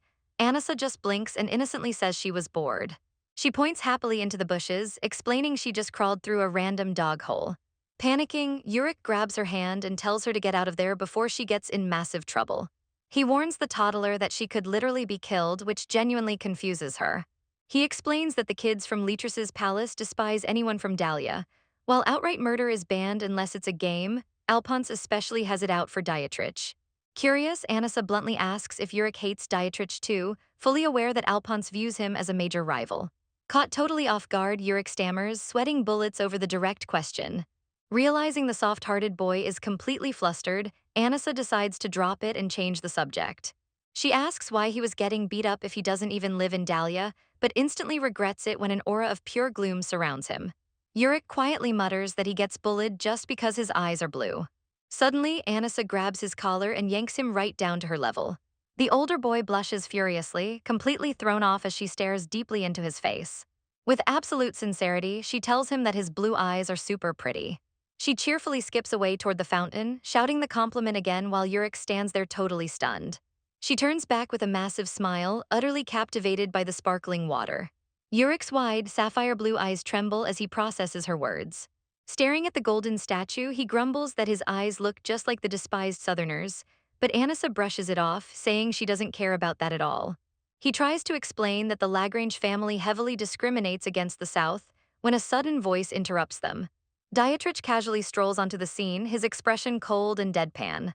Anissa gasps, noticing a fresh, nasty cut on his cheek, but Dietrich ignores his injury and sternly asks why she's here. He shoots a lethal glare at Yurik, asking if he dragged his sister out here. Yurik flinches like he just saw a ghost. Anissa quickly jumps between them, flapping her tiny arms like a meat shield to protect Yurik and declaring she came all by herself. Dietrich looks down at her in disbelief, wondering how anyone could possibly be bored enough to wander around this literal death trap. He reminds her that he literally summoned Demon King Baal just so she could have a toy, but Anissa proudly defends the ancient evil as her new teacher and nanny. Desperate to change the subject, Anissa grabs his fingers and asks who hurt his face. Dietrich refuses to answer, so she demands a name, fiercely promising to tell them off for him. She flexes her tiny fist, bragging about her sword lessons with Baal and swearing she'll get strong enough to protect him. Dietrich just lets out a soft chuckle, highly amused by this pint-sized rascal trying to act tough. Without another word, he scoops her right up and carries her away, leaving Yurik watching in the background. Yurik stares after them, realizing the crazy rumors about Dietrich's weakness are actually true. Nobody in the entire estate believed the cold-blooded future duke actually cherished his baby sister. Knowing that a Lagrange showing family love is practically a myth, Yurik realizes he has massive leverage and decides to tell Mother Leatress. He flashes a sinister grin, fully planning to use the toddler to make the unbeatable Dietrich waver. As they walk away, Dietrich notices Anissa happily waving back at Yurik but decides not to question it. Back in her room, Anissa realizes she's been stuck in the estate for 3 whole years and has barely seen the outside world. Later, she practically begs Marilyn to take her on a field trip to the Vaughn Castle. Marilyn thinks it over and realizes there aren't any rules against it. She agrees to take her along while she fetches some sugar. They arrive at the stunning, sunlit garden entrance of the massive Vaughn Castle. Marilyn tells Anissa to wait on a bench, strictly warning her not to wander off since this place is way bigger than their own palace. The maid waves goodbye, completely trusting the toddler to actually stay put. But the literal second Marilyn is out of sight, Anissa jumps right off the bench, totally ready to explore. Suddenly, an aggressive shout echoes from the trees, making her flinch. Someone violently screams at a bastard slave. The sickening crack of a heavy whip fills the air. Anissa peeks through the bushes to see what's going down. A blonde knight violently yanks a boy up by the collar, furious that he dared to attack young Master Alphonse. Anissa gasps, it's Dietrich. She watches in pure shock as the brutal instructor screams right in her brother's face. Dietrich just glares back with absolute defiance, his face bruised and bloody from the absolute beatdown. The knight spits that without his borrowed demon powers, a fool like him is completely worthless. Twirling a metal key on his finger, the guard decides a standard punishment isn't enough for such a cheeky brat. He leaves Dietrich bound in heavy iron chains, telling him to reflect on his actions before storming off. The moment the coast is clear, Anissa dashes out with her wooden practice sword, while Dietrich just stares at her, completely baffled at how she keeps spawning in restricted areas. Anissa starts explaining that she came with Marilyn, but she gets totally distracted by the heavy chains shackling Dietrich's wrists. She realizes it's an anti-magic seal, completely shocked since those are usually reserved for the most dangerous, high-level prisoners. Dietrich looks away, claiming the instructor just wants to keep their sparring sessions fair by blocking his shadow abilities. Anissa stares up at him with pure pity, asking if the heavy iron hurts, but he casually brushes it off. She grabs her toy sword and asks where the key is, but Dietrich sighs, saying the abusive instructor took it and he's stuck like this until tomorrow. Noticing he's refusing to make eye contact, she asks why he won't even look at her. The toddler leans in closer, bluntly asking if he's feeling ashamed. Dietrich flinches, defensively insisting he didn't get hit that hard and questioning why he'd be embarrassed. Anissa hits him with some surprising wisdom, explaining that it's completely natural to be weaker than a fully grown adult since he's literally just a kid. She completely validates him, adding that kids are supposed to be weak sometimes. She then reaches up to gently pat his head, declaring she'll master the sword quickly to protect her big brother. Dietrich is absolutely stunned by her maturity, noting that if he's just a kid, then she's practically a baby. Suddenly, a panic shout cuts through the wholesome moment as Marilyn spots them. The maid rushes over and practically tackle hugs Anissa, crying about how terrified she was when the toddler went missing. Marilyn notices Dietrich and immediately warns Anissa to be careful, acting like wandering off around him is super dangerous. Dietrich just turns his back, cold as ice, stating he's not careless enough to let his sister get lost. Anissa watches his bruised and chained figure walk away, thinking that no matter how hard she looks at him, he doesn't seem like the ultimate villain of the novel at all. Time passes, and it's revealed that Dietrich has been forced to take weekly swordsmanship classes at the massive Von Castle. Every single time, he returns totally wrecked, covered in bruises and locked in that cursed anti-magic seal. Anissa decides she's had enough. She summons Bale, who happily shakes his maracas like a total goofball. She points to Dietrich's shackled wrists and orders the Demon King to snap the holy seal. But Bale gets literally zapped by the divine energy, prompting Anissa to bluntly call him completely useless. Dietrich wakes up and softly tells her to drop it, admitting the seal hurts his body even though he supposedly doesn't have a heart. He calmly tells her not to take her frustration out on the demon. Anissa pouts, asking how to free him, and Dietrich explains they need the physical key from his terrible instructor. He seriously warns her to hide if she ever sees the guy, revealing he's Leon Euler, Lady Leatress's younger brother and one of the Duke's most prized knights. Anissa watches Dietrich slump over in pure exhaustion, realizing that without his shadow magic, he's totally vulnerable to the assassins that constantly hunt him. Determined to save her favorite meat shield, the toddler racks her brain for any plot details from the original novel involving Leon Euler. Suddenly it clicks, Leon's father actually completely despised the current Grand Duke. Anissa flashes a devious, totally unhinged grin, realizing she can use the Duke's rivalry to crush Leon. Bale even sweats, noting she looks like an evil witch.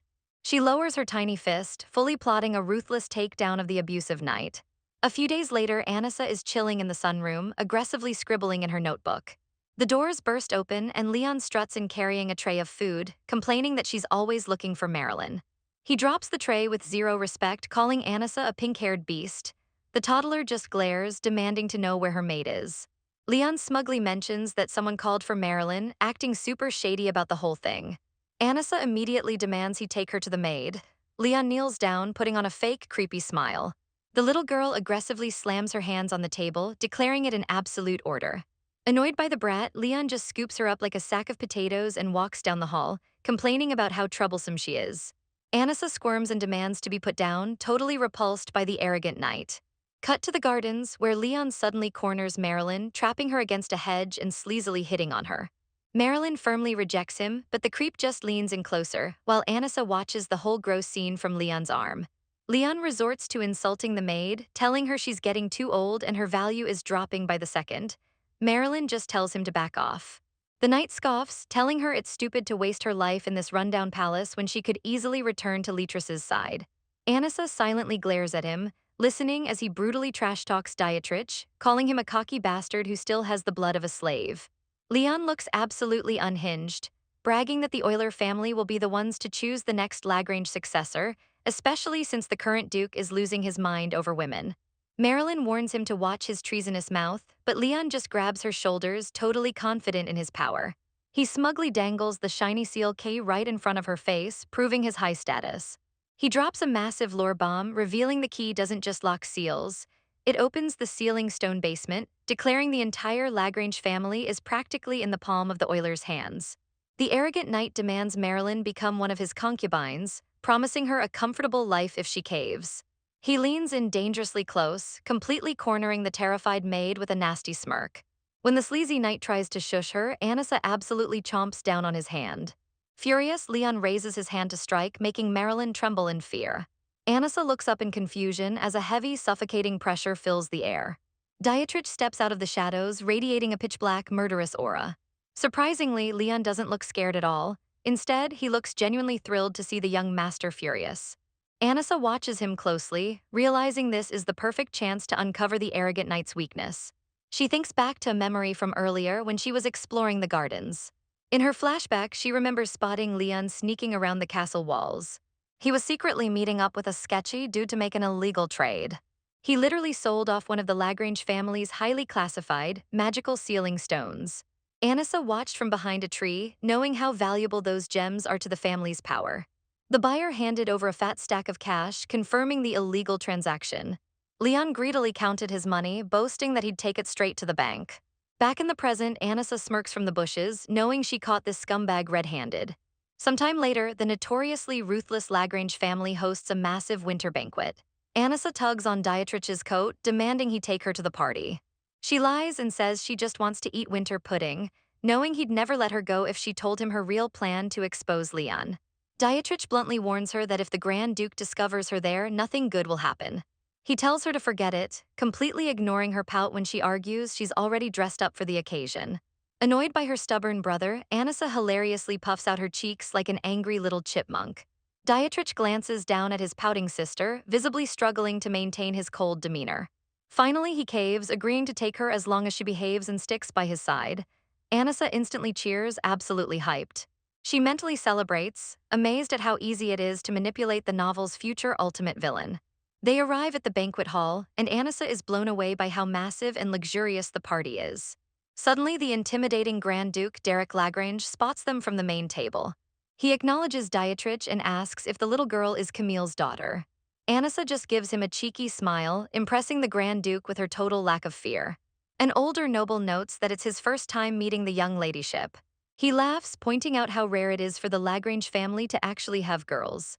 The old man casually mentions he surprisingly doesn't have a headache today, completely unaware that Anissa's holy powers purified the toxic room.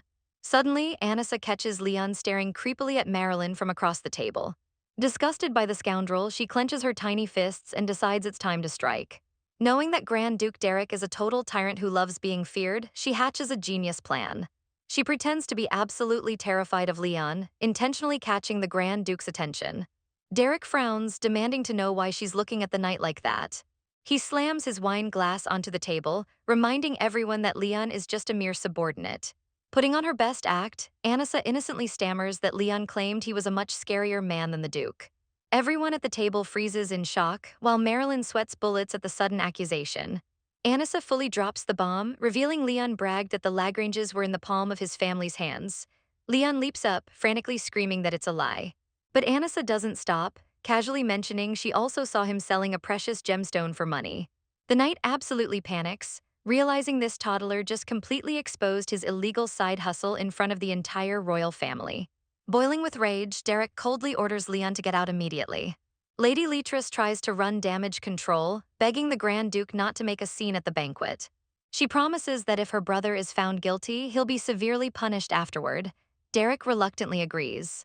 The knight is escorted out and the tense banquet finally resumes. Later that night, Dietrich coldly tells Anissa to sleep in her own room.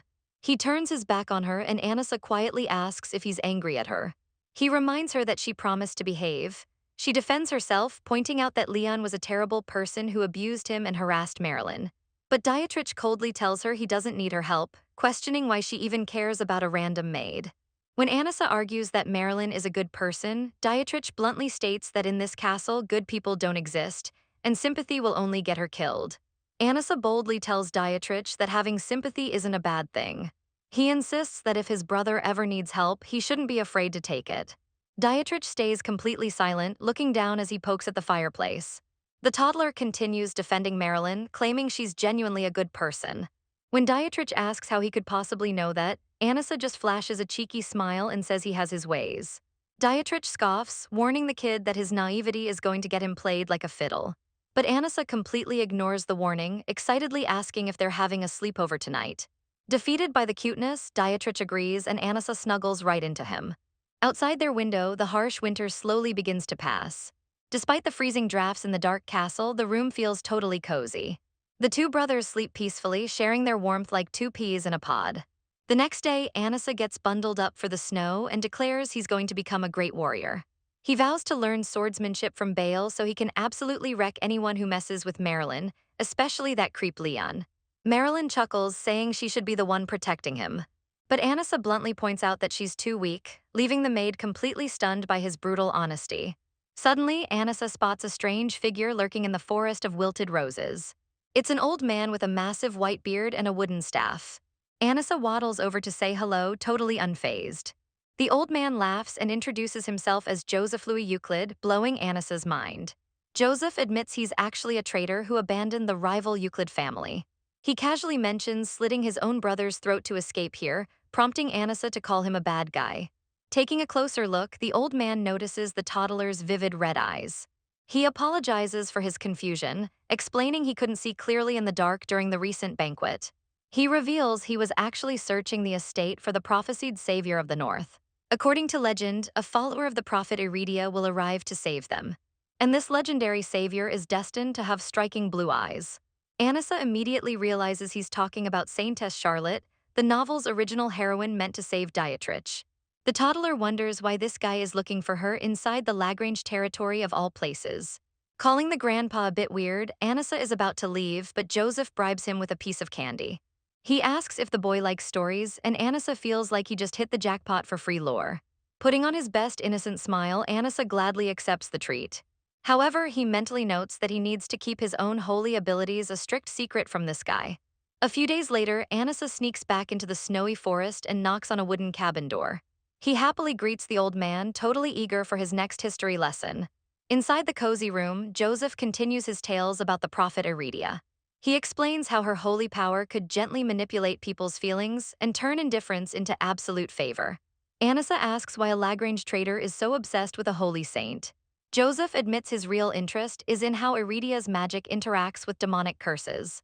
He accidentally lets slip that he used a sacred tree to try and create his own demons. Realizing he said way too much, the old man quickly pivots and asks if Anissa wants to see the tree.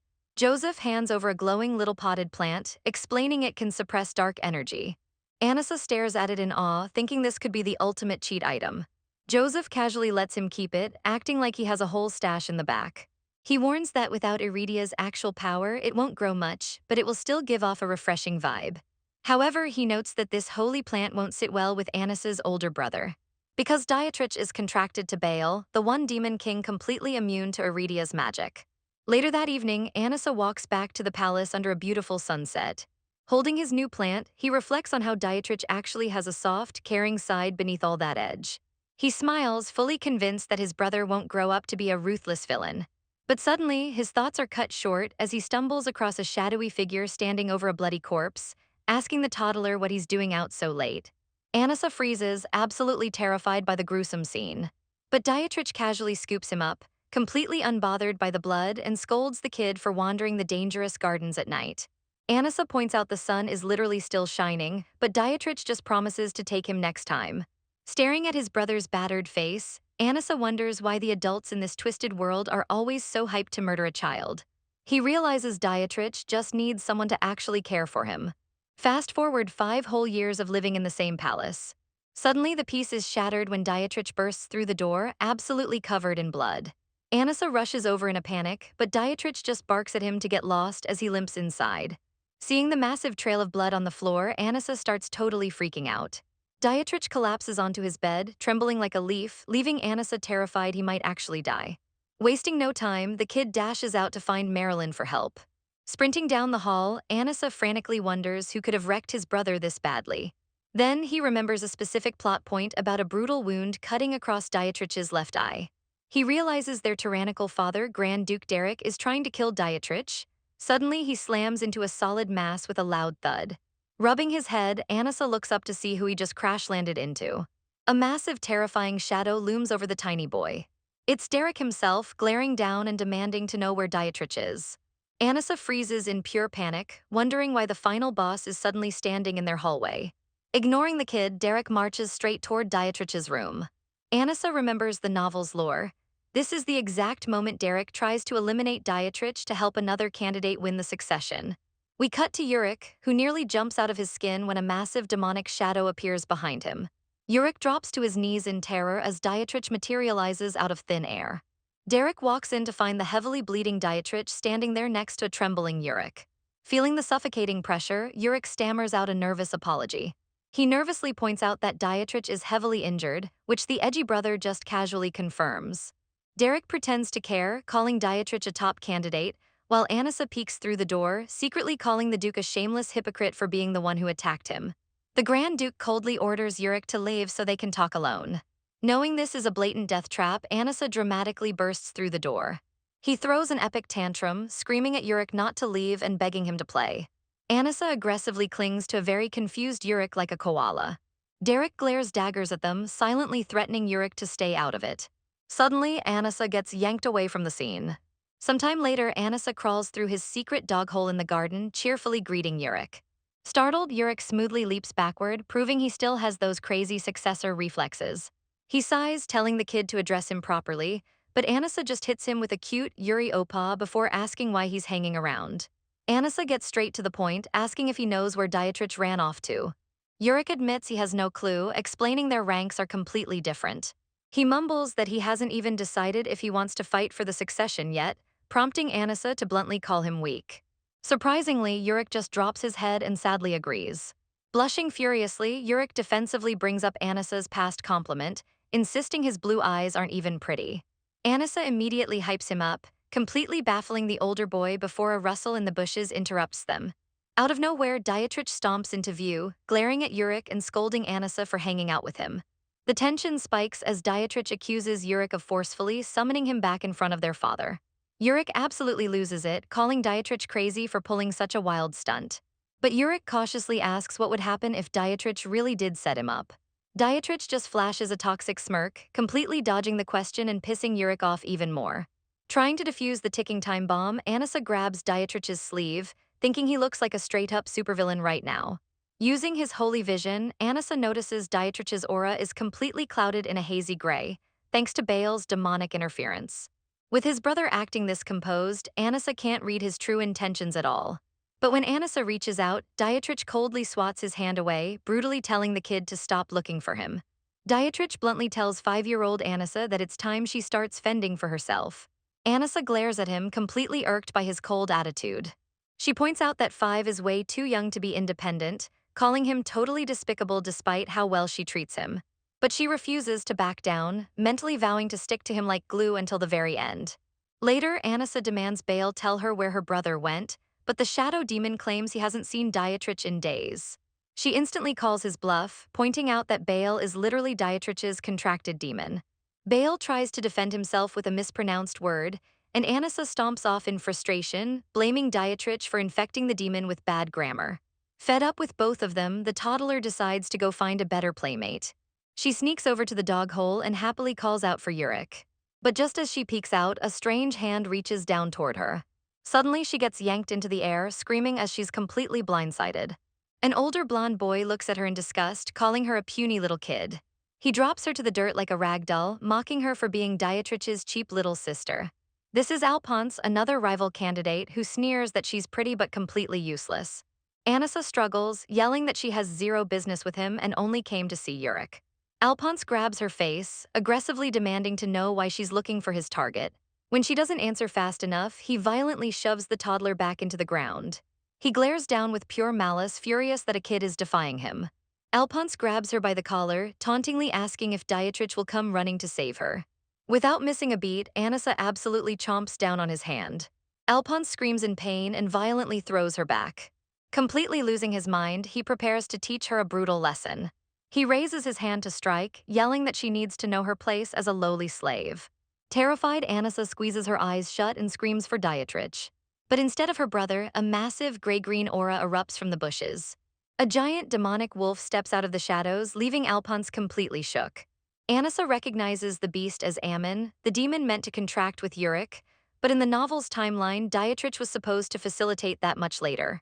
Just then, Yurik swoops in and lifts Anissa, scolding her for wandering into a danger zone. Anissa points at the giant beast and asks what the heck that thing is. Yurik casually introduces the massive monster as his new pet demon. Anissa is totally baffled, wondering how he managed to snag a demon so early on. Yurik reveals that Dietrich actually handed the beast over to him, leaving Anissa shocked by the plot twist. Pouting, Anissa asks why Dietrich didn't give her a cool demon too. Yurik immediately shuts that down, explaining that signing a demon contract literally drains your lifespan. He warns that if you're even a bit too weak, the demon will be stolen and the contractor will die instantly. Hearing this, Anissa looks up with wide eyes, her voice trembling. She asks if that means it's just okay for Yurik and Dietrich to throw their lives away. Yurik gently pats her head, offering a grim smile as he notes that everyone dies eventually. Anissa looks absolutely heartbroken by his dark acceptance of their twisted fate. Yurik continues comforting her with an eerie calmness. She wonders how a kid could be so detached from his own survival. Yurik smirks, finally understanding why the cold-hearted Dietrich keeps this caring little girl around. He promises that with his new demonic dog, none of Leatress's goons will ever be able to touch her. Anissa is relieved for her own safety, but her mind quickly wanders back to her brother. Looking deeply concerned, she wonders who is going to protect Dietrich. In the original story, the hero gets protected by everyone, but as the ultimate villain, Dietrich is entirely on his own. She genuinely fears for the lonely path he's forced to walk. Meanwhile, we cut to a stunning blonde girl surrounded by red roses, Veronica, Leatress's adopted successor candidate. She is the exact toxic mastermind who orchestrated the demonic mind control on Anissa's maid. Veronica suddenly sneaks up right behind Dietrich, playfully answering Anissa's question by whispering that his little sister is the one protecting him, leaving the future villain utterly confused. Sitting casually on top of a massive demon bull, Veronica is the one who answers Anissa's question. Dietrich immediately glares at the older girl, dead seriously warning her not to lay a single finger on Anissa. Stepping down, Veronica smirks and claps back, telling him to stop giving orders since he isn't even the official successor yet. She leans in close, admitting she's actually getting intrigued by his sudden protective streak. But Dietrich absolutely isn't having it, swatting her hand away and coldly telling her to bounce. Unbothered, Veronica mocks him for being a poorly trained dog, teasing that she actually prefers cats anyway. She brushes him off, telling him to go deal with the mess Alphonse made instead. Flashing a sinister smile, she wonders out loud if Dietrich really cares for his little sister, or if that's just a sore spot for him.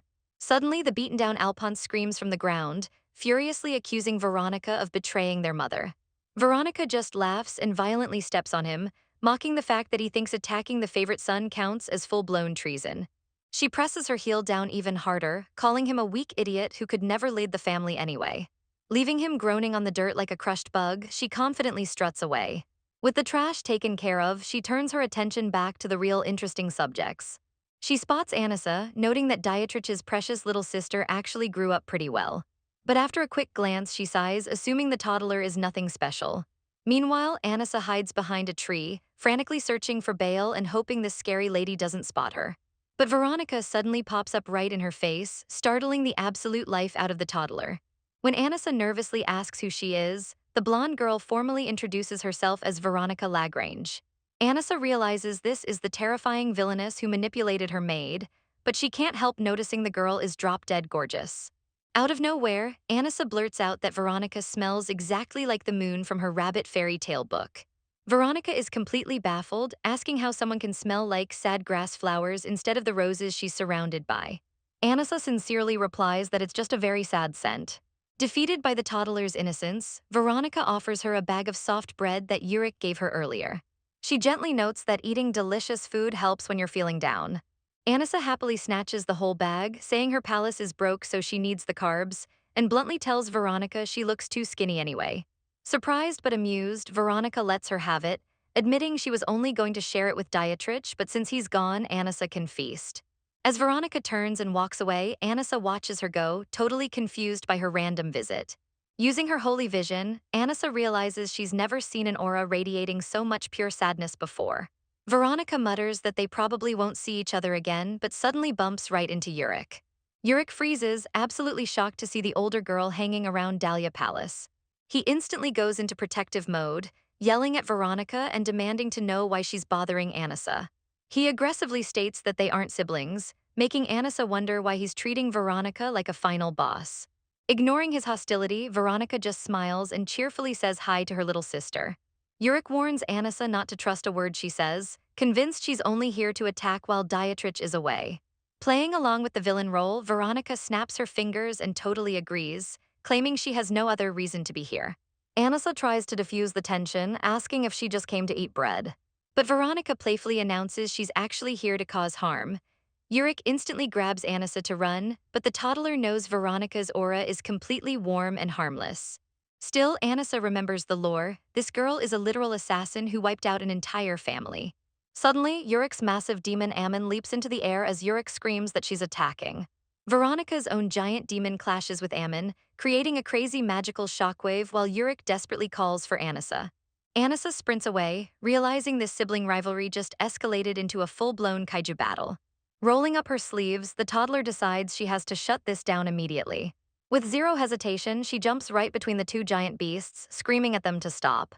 Both Yurik and Veronica freeze in absolute shock at the toddler's totally reckless move. Going full boss mode, Anissa scolds them for fighting over nothing and loudly demands they go get some bread instead. Later, Anissa sits alone by the fountain, pouting that if they were going to throw hands, they should have at least brought some decent snacks.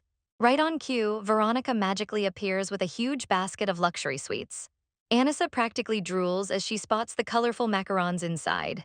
Veronica gently offers her one, and the toddler completely lights up with joy.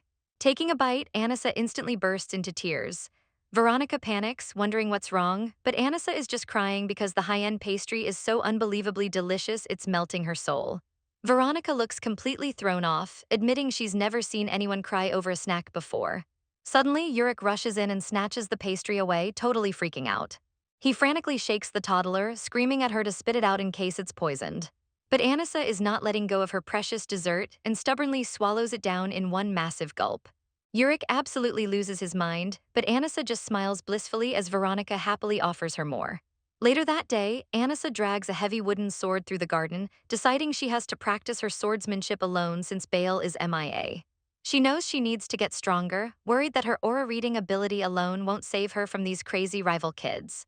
Looking at the little sacred tree Joseph gave her, she wishes she could just sign a contract with the legendary Shadow Devil to protect herself.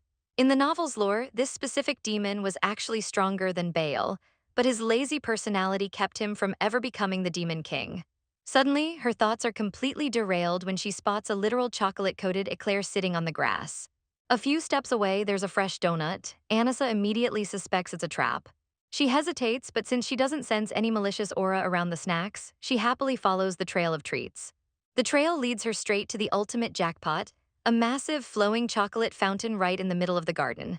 Veronica is sitting right next to it, playfully asking the toddler if she likes her surprise. Anissa asks if this whole feast is for her. Veronica admits it's actually for someone else but lets the kid dig in first. Smelling a blatant excuse, Anissa doesn't question it and happily accepts a massive croissant. Veronica watches her gorge, politely noting that aristocrats usually eat these with a knife and fork. But Anissa is already in a total food coma, looking completely blissful as Veronica continues feeding her.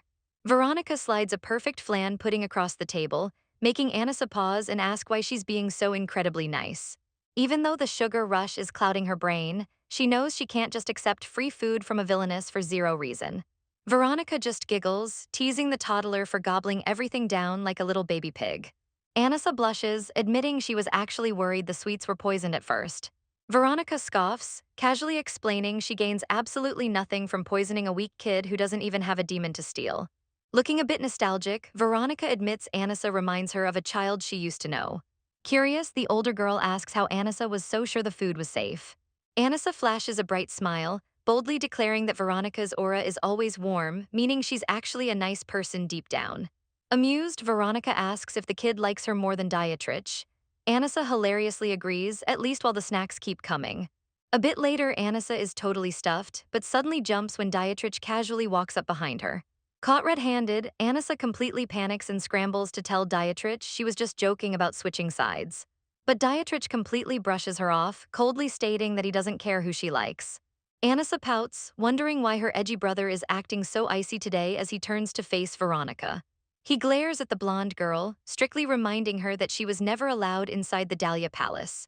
He shoots her a lethal side-eye, asking if she thinks she can just do whatever she wants on his turf. Veronica just laughs it off, telling him to relax since she clearly wasn't trying to hurt his precious little sister. With a snap of her fingers, her shadow demons instantly pack up the chocolate fountain, leaving Anissa totally devastated. Noticing the kids' despair, Veronica offers to have these high-end desserts served for her every single dinner. Anissa points out they are way too broke for that, but Veronica reminds her that Dietrich is a top-ranking candidate now, so they're basically loaded. She turns to Dietrich, asking if their tyrannical father actually refused to fund his palace. Dietrich stays completely silent. Veronica smirks and offers to fund him herself. Anissa eagerly says yes, but Dietrich hits her with a hard no. Veronica raises an eyebrow, asking why he's being so stubborn about accepting help. Dietrich just coldly retorts that eating all those sweets would rot his sister's teeth. Veronica bursts out laughing at the ridiculous excuse, playfully tipping her hat before walking away. With the villainess gone, Anissa tries to lighten the mood, excitedly calling Dietrich's name. She proudly declares that she's been practicing her swordsmanship super hard just for him. But as he walks past her, Anissa realizes something is seriously off about him. She wonders if she made him mad, feeling bad that she hasn't been paying as much attention to his feelings lately. Later that night, Anissa follows him down the dark hallway with a lantern, trying to make small talk. He just gives a short, dismissive reply. Anissa pouts, feeling totally left out by his icy attitude all day. But then she notices his walking is completely unbalanced. She grabs his sleeve, asking if he's actually hurt. Dietrich freezes, looking back at her with wide eyes, completely stunned that the toddler saw right through his tough guy act. Dietrich casually reveals he actually sprained his ankle fighting off a daytime assassin. He notes that even their bloodthirsty dad, Derek, completely missed the injury while praising Dietrich's survival skills. Looking down at his little sister, Dietrich seriously warns her to be careful. Anissa stares at him with pure worry, thinking he looks as fragile as a summer leaf. She reaches out with her lantern, softly asking if it hurts, making Dietrich question why she's the only one who ever cares. Pushing his feelings down, he coldly yanks his sleeve out of her tiny hands. He orders her not to follow him, cryptically warning that she has zero clue what he's planning to do to her. But Anissa stubbornly T-poses in the hallway, completely blocking his path until he puts some medicine on. Baffled, Dietrich asks why she's so worried about him. Anissa bluntly says it's because she likes him. She adds that he's actually super sweet, leaving the edgy future villain totally speechless. Trying to keep his cool, he brushes past her, stoically claiming she doesn't know him at all. Watching him limp down the dark hall, Anissa thinks he's the one who doesn't realize she's totally willing to be used by him. The next day, Anissa sneaks up on Grandpa Joseph in the library, making him jump. Seeing him packing a huge bag, she asks where he's heading. Joseph looks at her with total pity. He admits he feels bad for her, claiming he's never seen a sweet kid who fits into the Ruthless Lagrange family less than she does. Anissa proudly points out she already knew he pitied her just by looking at his eyes, earning a head pat for her sharp senses. Joseph reveals he's fleeing to the neutral Romandolph forest. He drops a massive lore bomb, warning that a beautiful and deadly war is about to completely tear the territory apart. He offers to sneak her out with him, brutally honest that while Dietrich would survive the chaos, a powerless kid like her has zero chance. He kneels down, gently pleading with the toddler to come with him to safety. He promises that once they hit the neutral zone, the Grand Duke won't be able to lay a finger on her. Anissa hesitates. She knows the twisted lore. Until the succession battle ends, no Lagrange child is allowed to leave alive. She asks if Joseph will get executed for helping her, but the old man reassures her that Derek can't just kill him carelessly. Despite the golden ticket out of this nightmare, Anissa declines, stating she already has Dietrich to protect her. She remembers the original plot, where she was destined to be nothing more than a tragic weapon used against the story's main hero. But now things are different. She smiles, realizing Joseph genuinely cares for her well-being. She fully plans to dip out of this cursed family eventually, but right now isn't the time. She simply can't abandon Dietrich, an abused kid fighting entirely alone in this hellish castle. She looks Joseph in the eye and tells him she's staying because they are family. Flashing a heartwarming smile, she happily declares that Dietrich is her true family. Defeated by her pure loyalty, the old man sighs and affectionately strokes her hair. Before he leaves, he hands her a glowing blue magical gemstone. Anissa's eyes turn into literal dollar signs, but Joseph strictly warns her not to pawn it, explaining it's a powerful ability amplifier. He tells her to keep it completely safe until her holy powers fully awaken. Having passed the item, Joseph suddenly calls out to the empty room, telling someone hiding in the shadows to come out. Dietrich casually steps onto the staircase, having eavesdropped on the whole conversation. He walks right up and scoops Anissa into his arms, squishing her cheeks as he scolds her for wandering around. Anissa looks up, totally confused as to why her brother is suddenly chuckling. Joseph smirks, pointing out this is the very first time he's ever seen the edgy boy actually laugh. Anissa stares at Dietrich, who instantly snaps back to his deadpan, stoic face like nothing happened. He tells Joseph to forget it and carries his little sister away. Snuggling into him, Anissa mentally vows that even if Dietrich doesn't know how to feel love yet, she is absolutely never giving up on him. Later on, Anissa pops out of her favorite dog hole in the garden to ambush Yurik. She asks him about sneaking outside the palace walls, but Yurik immediately shoots the idea down. He explains the brutal family principle. Any kid who isn't a top-tier candidate is strictly forbidden from leaving the estate. Anissa isn't even surprised, totally expecting this kind of toxic rule from the Lagrange family. She kicks the dirt, pouting that the discrimination is way too severe when she just wanted to go shopping. She turns to Yurik and asks if he's loaded with cash. The boy breaks a sweat and admits he's actually pretty broke. Anissa instantly deadpans and calls him completely useless, making Yurik snap back and ask if she still wants to go outside or not. Anissa aggressively hypes Yurik up, declaring him super useful and the absolute best. Suddenly, she's holding a heavy bag of coins with literal stars in her eyes. Yurik asks why a toddler even needs money, noticing she's trying to hide it from Dietrich. She casually claims she wants to buy a lotto ticket, assuring him it's totally fine to keep this a secret from her overly protective brother. Yurik sighs, complaining that both he and Dietrich are insanely busy with the succession battle right now.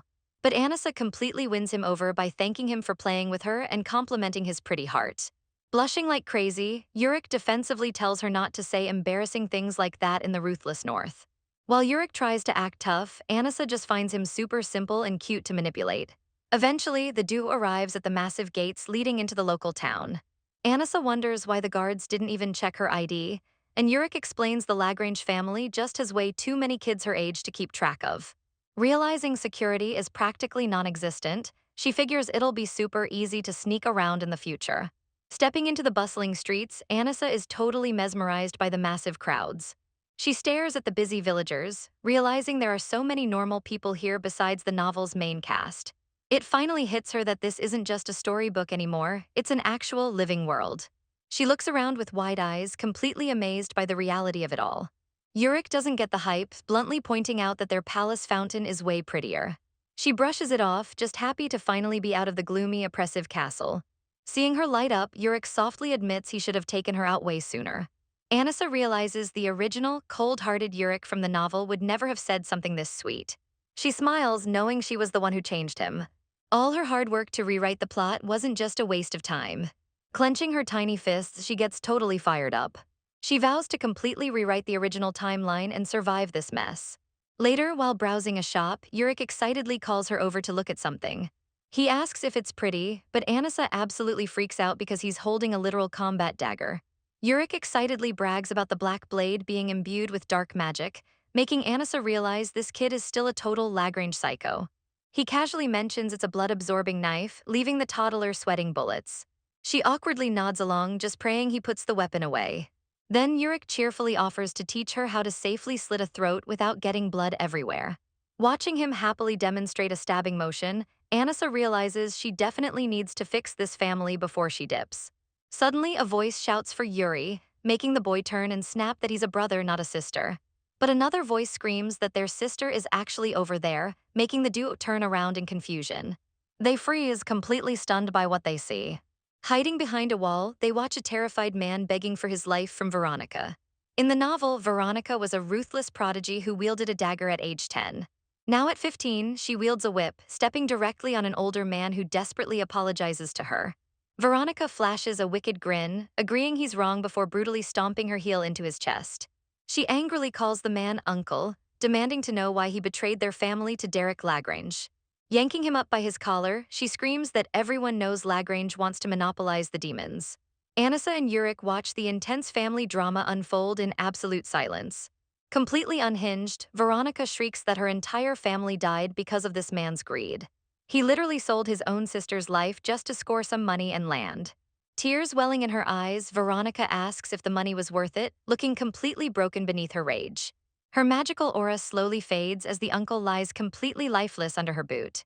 Watching from afar, Anissa feels a pang of pity, sensing that Veronica's aura is drowning in pure sorrow. Suddenly, Veronica snaps out of her trance and spots Anissa hiding nearby. Flustered, the villainess immediately tries to play it cool, casually claiming she isn't doing much. She nervously stammers, trying to come up with an excuse for the unconscious body currently under her favorite heels. But realizing she's totally busted, she sighs and runs a hand through her hair. Giving up the act, she looks at the toddler and simply admits that she's actually a bad person. Veronica warns Anissa that if she doesn't release her boiling rage, she'll just end up tormenting someone forever. She looks away, bitterly admitting she isn't the gentle moon he thought she was. But Anissa completely disarms her, casually dropping that he only called her the moon because she's incredibly pretty.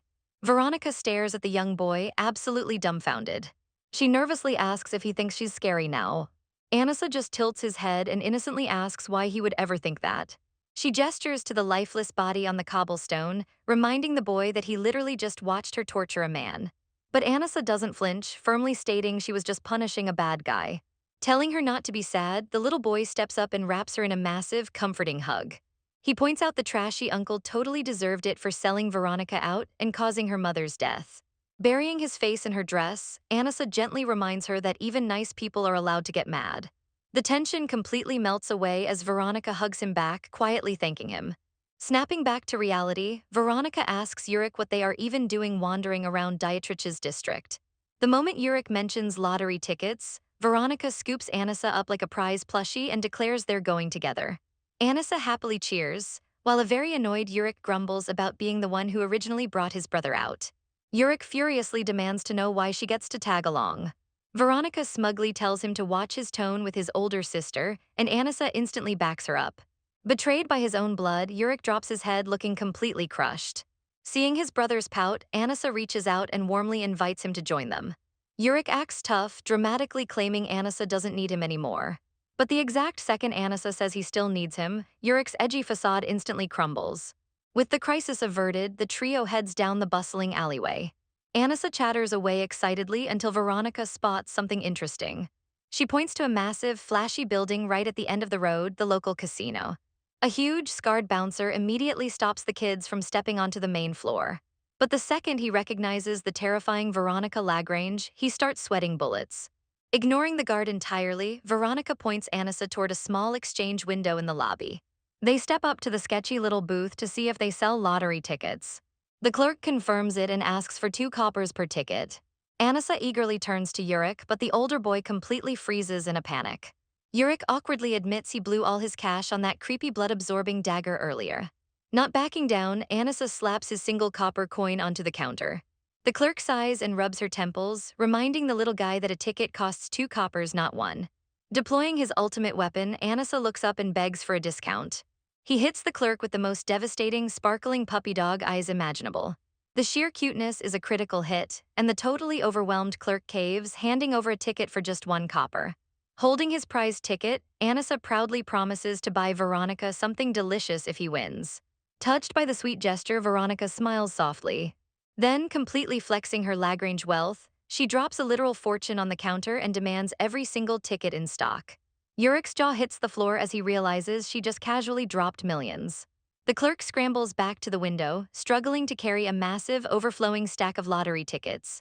Veronica tosses them into a sack, tells the clerk to keep the massive amount of change, and looks like an absolute boss. Without a second thought, she hands the giant bag of tickets straight to Anissa. Anissa's eyes sparkle like diamonds as he realizes he could actually win big with this many chances. Super jealous of the flex, Yurik scrambles to claim he totally has that much money too. Yurik pouts, admitting he just doesn't have it on him right now, while Veronica suggests they take a stroll. Walking through the bustling streets, Anissa gets distracted by a classic street gambling game. A bunch of local working kids are gathered around a table, hyping up the dealer known as Hawkeye Marco. The dealer smirks and starts shuffling the cups with blinding, crazy speed. As soon as he stops, one of the kids confidently points right at the middle cup, hoping for a massive win. The shady dealer Marco gives the local kid one last chance to change his bet, while Anissa secretly uses his holy aura vision to trace the ball to the left cup. The boy nervously guesses the middle, but a silver-haired girl next to him casually points out that it's actually in the left one. Anissa smugly agrees, shooting her a thumbs up and confidently declaring himself a genius. The boy playing is totally mind-blown when they get it right, realizing Annis's crazy prediction was spot on. The silver-haired girl warmly introduces herself as Charlotte, instantly making Annissa freeze. He stares at her in shock, realizing this is Charlotte Valandia, the actual female protagonist of the original novel.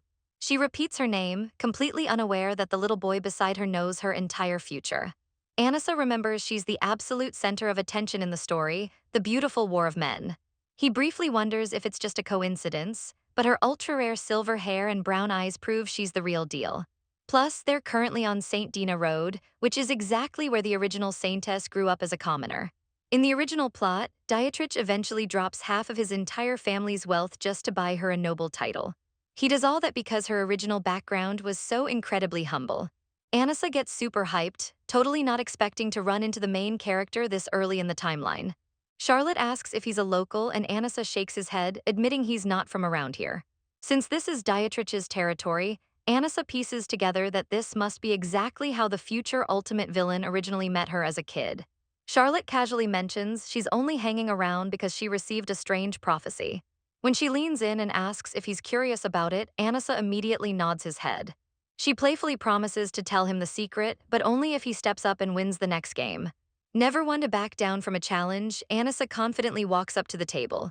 The dealer rapidly shuffles the cups, but Annissa instantly calls out the right one, leaving the crowd completely stunned. He goes on an absolute winning streak, perfectly calling out the middle and left cups without breaking a single sweat. The locals are totally shook, praising the kid's unbelievable eyesight. But internally, Annissa knows he's technically cheating with his holy aura, though he justifies it since the sketchy merchant used cheap tricks first. Getting desperate to win his cash back, the sweaty dealer challenges him to one last high-stakes round for 5 shillings. Annissa firmly locks in his bet as the man aggressively shakes the cups in a blur. But this time, Annissa realizes his aura vision isn't picking up a glowing ball under any of the cups. The dealer flashes a slimy, overconfident smirk, and Annissa realizes the guy definitely didn't just learn how to mask his aura like Dietrich. Leaning intensely over the table, Annissa shouts for him to wait. He glares right at the sweaty crook, instantly figuring out exactly what he did. Without hesitating, Annissa loudly exposes the dealer, pointing out that he literally hid the ball underneath the table. Moving like a flash, Annissa grabs the edge of the dark tablecloth and totally yanks it back. He exposes the hidden ball sitting right in the scammer's lap, catching him completely red-handed. The other kids erupt in cheers, while Annissa proudly declares he's finally found his true calling. He demands his hard-earned payout, but the cornered dealer furiously refuses to hand it over. Instead, the grown man aggressively accuses the little boy of being the one who cheated. Sweating bullets and panicking, he yells that it's physically impossible for a kid to track the ball that perfectly. He slams his hands on the table, trying to flip the blame while the other kids angrily demand their money back. Completely losing his temper, the scammer screams at the kids to shut up, claiming they're way too young to be gambling anyway. Blaming everything on Annissa, the massive man violently lunges forward. He hoists the little boy right off the ground by his collar, screaming in his face to confess his tricks. Annissa starts to panic, frantically denying it while internally begging for Yurik or Veronica to come save him. The raging dealer keeps yelling, completely unaware of the terrifying, shadowy figure stepping up right behind him. Suddenly, a massive, terrifying purple snake strikes, hissing right in the scammer's face. But instead of being terrified, Annissa just stares at the giant serpent and thinks it's incredibly cute. He looks over and spots his older brother, Dietrich, standing there looking absolutely furious. Dietrich commands the snake to back down, and Annissa realizes his brother has owned this demonic basilisk since childhood. A terrifying blood-red aura explodes from Dietrich, completely engulfing the area and scaring the absolute life out of the scammer. Dietrich coldly states his full name, dropping the guy's jaw straight to the floor. Emerging from the dark aura, Dietrich reveals himself as the Lagrange overseer of the district, glaring daggers at the man for daring to grab his sibling by the collar. The scammer collapses to the ground, absolutely shaking in his boots as Dietrich casually lists off his incoming charges: illegal gambling, child assault, and laying hands on a noble. Dietrich glares at the scammer, asking why on earth he should care about the circumstances of some cheap, grimy gambling den. He coldly asks if the guy even bothered to figure out who he was throwing around so carelessly. With a terrifying crack, the massive purple snake violently tightens its grip, crushing the scammer while Dietrich states he has zero patience for his ignorance. Without waiting for an apology, Dietrich grabs Annissa's hand and strictly orders him to follow. Looking down at the little boy, Dietrich demands to know what he's even doing sneaking around out here. Anissa stammers, totally caught off guard as the giant, terrifying basilisk silently slithers right up behind him. Dietrich turns his icy gaze to Yurik, who is literally pinned to the wall by dark, shadowy binds, demanding an explanation for why he wasn't protecting his little sibling.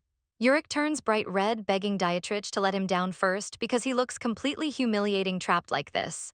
Dietrich shoots him down immediately, saying the only reason he didn't gag him was so he could hear his excuse. He steps right up to Yurik, glaring intensely and warning him that he needs to learn who he can and cannot bark at. Suddenly, Dietrich's terrifying dark red aura flares up, completely suffocating both Yurik and the scammer. Anissa panics, realizing both of their auras are violently clashing.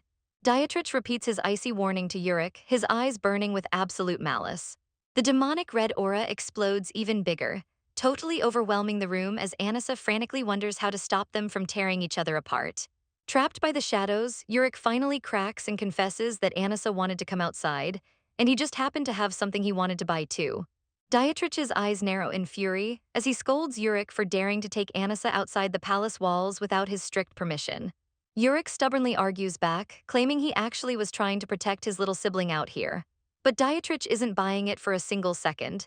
He points right at Anissa and demands to know how letting a sketchy merchant manhandle him counts as protection. Completely losing his cool, Dietrich summons an intense blast of dark magic right from his hand, threatening to toy with Yurik just like the merchant did. But before things can get brutally out of hand, Anissa steps right in front of Dietrich and demands he step aside. Standing protectively in front of Yurik, Anissa throws his hands out and bravely yells that this wasn't his brother's fault, claiming he was the one who begged to come outside.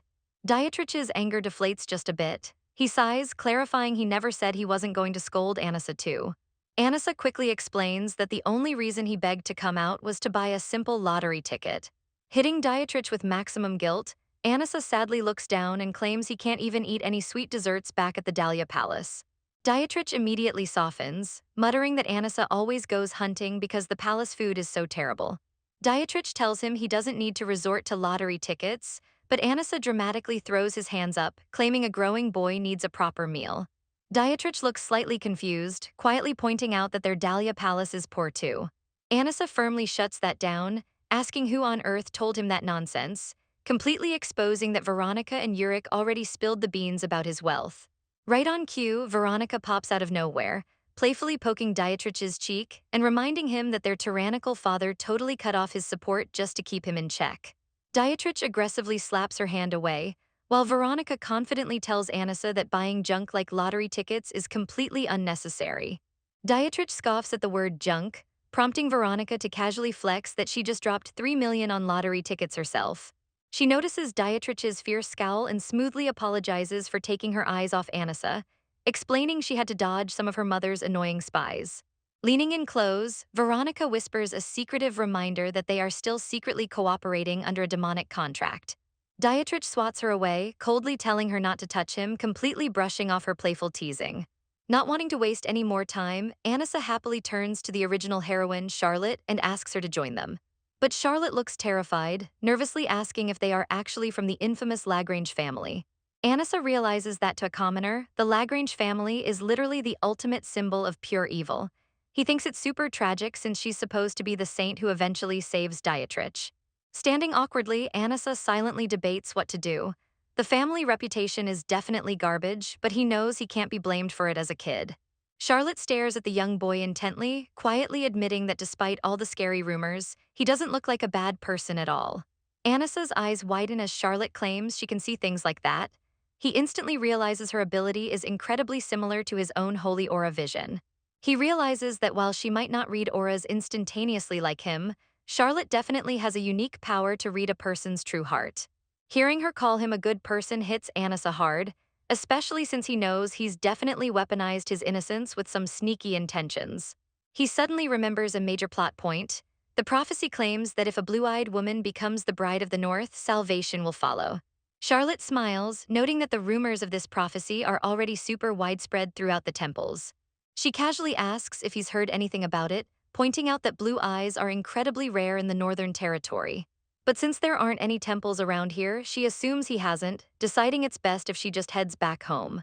As she walks away, Anissa notes that there are tons of fake prophecies floating around, and Charlotte clearly has no idea she's the actual center of the real one.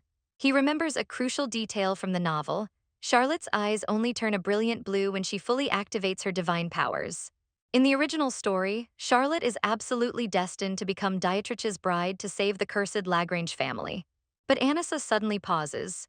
If he remembers right, the Lagrange family eventually falls anyway, and Dietrich gets completely sealed away by the mail lid. Watching Charlotte disappear into the bustling street, Anissa realizes the prophecy wasn't just a simple plot device. It was a twisted setup, and the contents might actually be a complete lie. Watching Charlotte leave, Anissa rationalizes that a prophecy can't possibly be perfect anyway. He thinks about how parts of the original novel are coming true, while others totally aren't. But at the end of the day, his everyday life here is what actually matters most. Shaking off his thoughts, he runs to catch up with Dietrich, asking if he's still mad. Anissa secretly finds it funny that Dietrich actually waited for him but is acting all coy, then proudly declares he had an awesome day. Dietrich stops and asks what he even did, and Anissa eagerly brags about buying lottery tickets and exposing a scammer. Grabbing his older brother's sleeve, Anissa tells Dietrich it's been a while and he really missed him. Dietrich gives him a deadpan look, pointing out they literally saw each other a few days ago. But Anissa aggressively pouts, accusing Dietrich of completely avoiding him, which the older boy immediately denies. Crossing his arms, Anissa tries to call him a lying fart but totally mispronounces it, making Dietrich chuckle. Dietrich flashes a warm smile, teasing the little boy for still not knowing how to speak properly. Anissa stares up at his older brother, completely mesmerized by the rare, genuine smile. Thrilled to see Dietrich actually laughing, Anissa promises to buy him a mountain of desserts if he wins the lottery. Dietrich softly says he doesn't need anything, but Anissa knows he's just genuinely happy. As they walk through town, a shop window catches Anissa's eye. He presses his hands against the glass, absolutely captivated by a cute, chubby raccoon plushie. But the excitement completely dies the second he spots the price tag, a whopping 50 shillings. Anissa's mind spins, wondering what kind of basic stuffed animal costs a literal fortune. Dietrich notices him staring and tells him to be honest, asking if he wants it. Anissa nervously stammers no, thinking about how broke their Dahlia palace is, making Dietrich sigh. Suddenly, Dietrich steps right up to the storefront and tightly clenches his fist. Without a second thought, Dietrich completely shatters the thick glass with a single punch. He reaches through the jagged hole, grabs the plushie, and casually hands the stolen loot to a stunned Anissa. Hugging the raccoon, Anissa nervously follows him away from the scene of the crime. He decides to keep his mouth shut, figuring Dietrich would probably get annoyed if he pointed out that this is straight-up robbery. Later, back at the palace, Anissa is eating a fancy dinner and asks the maid, Marilyn, where the lazy butler Lancel is. Marilyn gets flustered, quickly clarifying that she doesn't mind taking care of him all by herself. Anissa laughs at her honesty, admitting he wishes a guy like Lancel would just go work for their rival, Ruthless, instead. Chewing his food, Anissa fumes over how much the lazy butler genuinely disgusts him. He complains that Lancel literally does zero work but still gets paid in solid gold bars. Smiling mischievously, Anissa decides to go hunt Lancel down to annoy him, figuring it's a good excuse to practice his holy aura purification. Wandering the halls, Anissa turns around and yells at the demon Bale to stop following him because he smells awful. Bale acts highly offended, claiming he actually took a bath today just because Anissa kept complaining about his stench. Knowing the demon will literally cry if he teases him more, Anissa drops it. Suddenly, he spots Lancel looking terrified. Lancel panics, accusing Anissa of trying to ruin his business, prompting Anissa to yell right back at his disrespect. Lancel points to a shattered ceramic rose on a pillar, blaming Anissa, but the boy swears he didn't even touch it. Anissa looks at the broken pieces and realizes it must be a curse, remembering Joseph mentioning dark magic traps. Suddenly acting totally unhinged, Lancel drops the attitude and rushes over to ask if Anissa is hurt. He grabs Anissa's hands, faking extreme concern over a tiny, non-existent cut, totally creeping the boy out. Without warning, Lancel sweeps Anissa right off his feet into his arms. The crazy butler sprints down the hallway like a maniac, screaming for Marilyn and yelling that the young master is injured. Anissa tells him to put him down, but Lancel is sweating buckets and completely ignores him. Out of nowhere, Lancel drops to his knees, violently trembling as he puts Anissa down on the grass. Looking up with a dead, creepy stare, Lancel asks if Anissa was always this cute. Anissa cringes so hard his soul almost leaves his body, certain the guy has completely lost his mind. Leaving the weirdo behind, Anissa tests his holy powers, releasing a puff of glowing energy onto a massive golden statue. His aura vision reveals that the beautiful statue is actually deeply cursed with dark magic. He pulls a glowing, corrupted gem from the base, realizing these dangerous cursed ornaments are scattered all over the Lagrange estate. Placing his hands on the giant golden figure, Anissa channels a massive wave of pure holy energy into it. The dark corruption completely melts away, and Anissa smiles proudly, realizing his purification actually worked. Anissa looks at the newly purified fountain, remembering that the original Lagrange ancestors used dark magic to control humans like literal puppets. She realizes that this lingering demonic influence might be exactly what's messing with the children's minds. She knows the Lagrange kids aren't exactly innocent angels, and their auras are pitch black for a reason. But they aren't completely evil either. To them, betraying and hurting their siblings is just a twisted survival tactic. Thinking about Dietrich, Anissa realizes he's totally different from his villainous novel counterpart. These kids weren't born evil. They were just raised like demons. She wonders if smashing every cursed ornament in the estate could actually fix them, just like it fixed the creepy butler. Her eyes lock onto the massive grand palace, and Anissa makes a firm, absolute decision. Since she's already started this mess, she's going to see it through to the bitter end. Sneaking like a tiny ninja, she slips into an insanely fancy hallway. She sniffs out the final cursed object, tracking it right to the terrifying Lady Leatress's personal quarters. Thick, suffocating dark aura seeps from under the grand double doors, accompanied by the sound of a wailing baby. Anissa cautiously cracks the door open, confused because she only senses the baby's aura inside.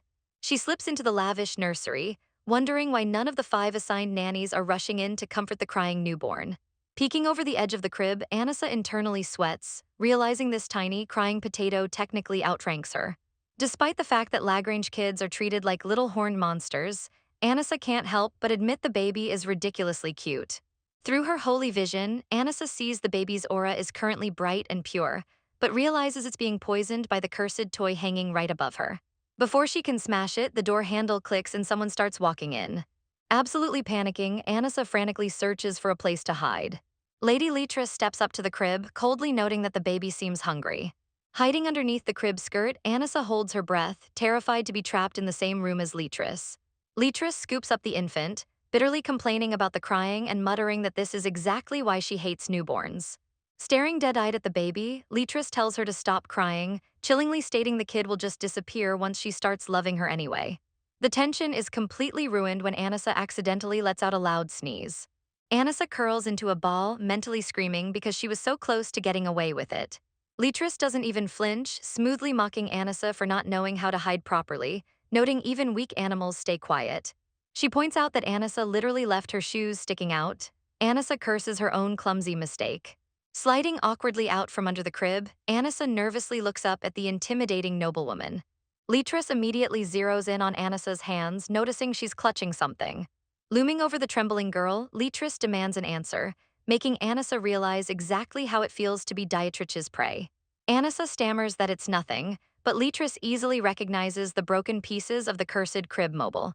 Leatrice's eyes narrow as she coldly accuses Anissa of being a little thief. Complaining that her neck hurts from looking down, Leatrice orders her to stand up. As Anissa nervously gets to her feet, Leatrice suddenly pauses, noting something strange. She admits that just looking at Anissa is somehow curing her chronic headache, wondering if it's a fluke or a special power.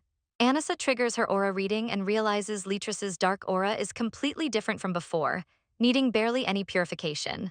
She starts wondering if Leatrice was really the mastermind who hid the cursed ornaments. Suddenly, someone snatches the broken toy right out of her hand. It's Yurik. He demands to know why Anissa smashed the mobile, reminding her that their tyrannical father considers it a sacred family relic. Anissa wishes she could just tell him the truth about the brainwashing curse, but settles for an awkward, guilty laugh. Yurik glares at Leatrice, warning her not to try any funny business with his little sibling. Leatrice stays completely composed, warning Yurik not to try attacking her just because she's alone, noting the other kids are returning from their hunt. Anissa finally realizes that's exactly why the entire palace was a total ghost town. Leatrice calmly asks Yurik what she needs to do for him to back off and let her leave. Yurik aggressively slams the door shut, demanding a full explanation before she goes anywhere. Bale the demon suddenly pops out of Yurik's shadow as the blonde boy admits he has his own reasons for confronting her. Yurik narrows his eyes, genuinely thrown off by Leatrice's bizarre change in attitude. He notes that she isn't the type to back down or accept excuses, yet she actually complimented him earlier. He asks Bale if she seems different. Yurik explains that normally, Leatrice is so disgusted by him she won't even make eye contact. But just a moment ago, she looked him dead in the eyes without a single hint of malice. Anissa watches the exchange, her mind racing as she connects the dots. It hits her like a ton of bricks. Leatress's sudden personality switch is happening because Anissa just broke the cursed ornaments controlling her. Yurik violently flinches in pain as Anissa finally catches up to him. She asks if he got beaten up again, demanding to know why he completely lied to her about Alphonse. Flashing back to Rose Palace, Alphonse and his little goons are loudly arguing in the garden over who is the greatest successor candidate. Spying from the bushes, Anissa notices that their auras are actually surprisingly clear and not totally murky yet. Suddenly, Alphonse spots her hiding behind a tree and demands her identity, leaving Anissa cursing her terrible stealth skills.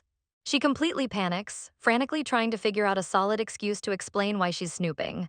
The little brats point their tiny swords right at her, aggressively yelling for an answer. Sweating bullets, Anissa realizes this confrontation could go south incredibly fast. So she just says screw it, throws her hands up, and completely bluffs that she's a terrifying shadow demon. The boys gasp in sheer awe, totally buying the ridiculous lie without a second thought. Anissa internally sighs in relief, fully admitting she was ready to straight-up mug them for their necklaces if they didn't believe her. Getting a closer look, her holy vision confirms that the dark curse is seeping directly from those exact ruby necklaces. The gullible kids instantly swarm her, literally begging the shadow demon to form a magical contract with them instead. Later, back in her room, Anissa thinks about a past conversation where she bluntly asked Bale if he was actually evil, the shadowy demon deadpan that he should be. Tucked into bed, she realizes that while the original novel's Asmodeus was definitely wicked. Assuming all demons are inherently evil is like assuming all Lagrange kids are born tyrants. She knows the Rose Palace kids are basically just normal dorks, even if they were trying to form demonic pacts while clutching tiny murder weapons. She remembers asking Bale about the fatal rule: if a contractor gets weaker than their demon, they pay with their life. Looking the beast in the eye, she directly asked if Dietrich was going to die because of him. Bale clarified that the ultimate price isn't always their soul, which is exactly why humans can control demons like extra limbs. When Anissa asked why demons even agreed to that raw deal, Bale was totally caught off guard. She explained she's always been super curious why naturally stronger demons would willingly serve weaker humans. Unlike holy priests who draw power from worshipping a god, the Lagrange demons act more like literal servants. Her mind drifts to the original novel's grim ending, where Dietrich is ultimately sealed away by the male lid and devoured by Bale. She realizes the novel's dark tragedy only existed to make the protagonist look better, summarizing the villain's brutal end in a single, careless sentence.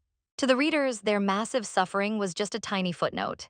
But in reality, they actually have to live through every single grueling, painful second of it. Anissa remembers desperately begging Dietrich to run away with her. But Dietrich coldly shut it down, stating there is absolutely no escape for a Lagrange. With Bale on his side and too many enemies gunning for him, he insisted they have to strike first before they get attacked. He flat out told her that happy fairy tale endings don't exist in their world. Clenching his fist, Dietrich declared his path was already set in stone. Holding his bloody, bandaged hand, Anissa accepts that if Dietrich becoming the tyrannical Grand Duke is an inevitable destiny, she's at least going to interfere so he struggles a little less to get there. She thinks about all those cursed items brainwashing the children into being lonely sociopaths. The exact dark magic that strictly prevents them from ever acting like a real, loving family. Meanwhile, in a dark flashback, Bale tells Dietrich the coast is clear, so he can finally drop his sweet big brother act. The demon confirms he ripped off Agar's limbs so Derek can't chase them. Dietrich stoically replies, slowly pulling his bleeding hand away from the sleeping Anissa. Bale chuckles, noting that Derek and Agars are completely fooled into thinking Dietrich actually cherishes the girl. They have no idea he's just keeping her around to use as a human sacrifice. The demon mentions passing the final test, but Dietrich aggressively snaps at him to shut up. Bale smirks, realizing it would be super annoying if Anissa woke up and Dietrich had to go back to faking his affection. Glancing at the raccoon plushie, Bale admits that if he had human emotions, he'd almost feel bad for the girl since she treasures Dietrich's fake gifts so much. Changing the subject entirely, Dietrich asks about Joseph Euclid's whereabouts, confirming the old man is hiding in the Romandolph forest. Dietrich internally reflects that the second he contracted Bale, he felt his humanity slip away. Bale is perfectly neutral, just a silent guide to hell. Since the demon has zero concept of right, wrong, or empathy, Dietrich wonders if that emotional void is infecting him too. He admits that faking his love for Anissa was way harder than expected. He only kept her fed and safe from rival candidates to secure his ultimate sacrifice. Ironically, she totally bought the act and started following him around like a lost puppy. Dietrich stares blankly, telling himself that everything is going exactly according to his twisted plan. He coldly reaffirms that offering her as his most precious existence during the final test is her sole purpose in life. But as the scene shifts to the distant Romandolf forest, Dietrich's inner thoughts completely betray him. He wonders why his chest feels so tight when he remembers the weak little girl constantly promising to protect him. Dietrich pushes open a heavy wooden door, stepping into a rustic cabin hidden in the Romandolf forest. He admits he originally assumed Anissa would have run off with Joseph to hide here, since they are technically family. He remembers Anissa's bright, innocent smile when she warmly called the old man her grandpa. Inside, Joseph Euclid greets him, noting that the young villain has grown quite a bit since they last crossed paths. Dietrich demands to know why the old man reached out. Joseph teasingly asks if Dietrich's demon pestered him into coming, but the boy scoffs, stating he wouldn't be here just for that. Joseph chuckles knowingly, guessing it must be because of Anissa, and casually asks if the little girl is doing well. Playing it completely cool, Dietrich just shrugs and says she's alive, telling the old man to cut to the chase and explain his motives. Dietrich presses Joseph for information regarding his younger sibling. The old man's eyes narrow sharply as he notes Dietrich is finally getting curious about Anissa's true identity. Joseph praises the boy's sharp mind, stating there's absolutely no way a genius like him is only just realizing that Anissa is special. He points out that Dietrich simply didn't need to know the truth before this exact moment. Dietrich internally agrees. After all, his original ruthless plan was just to use her as a disposable human sacrifice for his final succession test. Meanwhile, back at the palace, Anissa wakes up from a nap, groaning and tossing around because of a massive racket outside. She sits up in bed, totally annoyed by the loud, chaotic shouting echoing through her window. Looking outside, she spots a lively group of the Rose Palace kids playing around the garden fountain and asks Yurik who they are. She gets a flashback to her recent run-in with Alphonse, where the arrogant kid had drawn his sword and threatened to kill her if she ever touched his bracelet again. Anissa reveals she had successfully snuck into his palace to purify his item, but Alphonse had been exposed to the dark curse for so long that his aura was permanently stained. The only reason Alphonse spared her life was because of the strict heirs limitation rule currently protecting her. Having no idea what that limitation even meant, Anissa decided to just cut her losses and give up on saving the brat entirely. Back in the present, Anissa watches the other Rose kids. She notes their auras are violently murky from Derek's twisted influence, and since purification only returns an aura to its innate state, it won't fix their terrible personalities. Suddenly, the kids ask her to play a game of tag with them. Putting her worries aside, Anissa cheerfully agrees to join in on the fun. One of the boys smiles and claims they should be it, with her since they're obviously the closest to her. Another kid immediately tears up, whining that they want to be the closest. Anissa finds the squabble incredibly adorable. She warmly laughs, assuring the group that they are all the closest people to her in the entire world. But the wholesome moment is instantly shattered when Dietrich suddenly appears right behind her. The kids completely panic, screaming out that Dietrich murdered all the other Fermet children and that they are the only ones left. The terrified boy cries that his siblings died just because they lost Dietrich's twisted game. Anissa confronts Dietrich, asking if he really killed them, and Dietrich bluntly says yeah. The kids yell that the victim, Shobai, didn't even want to play in the first place. Frantic, Anissa grabs Dietrich's shirt, desperately telling the kids they must be wrong because her brother wouldn't kill for absolutely no reason. But the kids double down, insisting he totally murdered the innocent girl in cold blood. Anissa's heart sinks into her stomach. She always knew Dietrich wasn't a kind, righteous protagonist. And she's even watched him ruthlessly slaughter assassins before, but she always justified it as basic survival. Looking up at her stoic older brother, she asks if the terrified kids are telling the truth. She can't fathom why he would murder a child who had zero interest in the deadly succession battle. She stares at him with trembling eyes, outright asking if he actually killed her. Dietrich looks down at her coldly and asks if his answer even matters now. Suddenly, Anissa's holy vision activates, revealing a terrifying, pitch-black void completely swallowing Dietrich's heart. She stares in absolute shock, wondering how long his soul has been suffocating like this. She realizes she never noticed the corruption spreading because his aura had always been a murky gray. But seeing the pure, concentrated darkness now, she wonders when he became so completely consumed by it. On the flip side, Dietrich is genuinely confused by her horrified reaction. He knows he's never been a good person. In the brutal Lagrange family, acting like a good person is a guaranteed death sentence. Anasa's tearful question echoes in his mind, gnawing at his conscience. He rationalizes his ruthless actions, believing that turning his weak siblings to ashes is infinitely kinder than letting them become demonic slaves, since losers here suffer a fate far worse than death. The scene shifts back to the present. Dietrich enters his room and is greeted by Bale, who is surprised he's back so quickly. Dietrich casually claims the mission was easy, though internally he admits Derek's task was an absolute nightmare. He deliberately left Bale behind at Dahlia Palace, knowing he could never fully trust a demon to protect Anissa while he was gone. Bale smirks, praising his master's talent. Dietrich realizes the real reason he pushed himself to the absolute limit to finish the brutal mission was because Anissa's terrified, crying face had been haunting him, and he rushed back just in case she was in danger. But as he clutches his chest, a dark, self-deprecating smile crosses his face, realizing that to Anissa, he might actually be the most dangerous monster in the entire palace. Dietrich internally scoffs, wondering what the point of making excuses even is.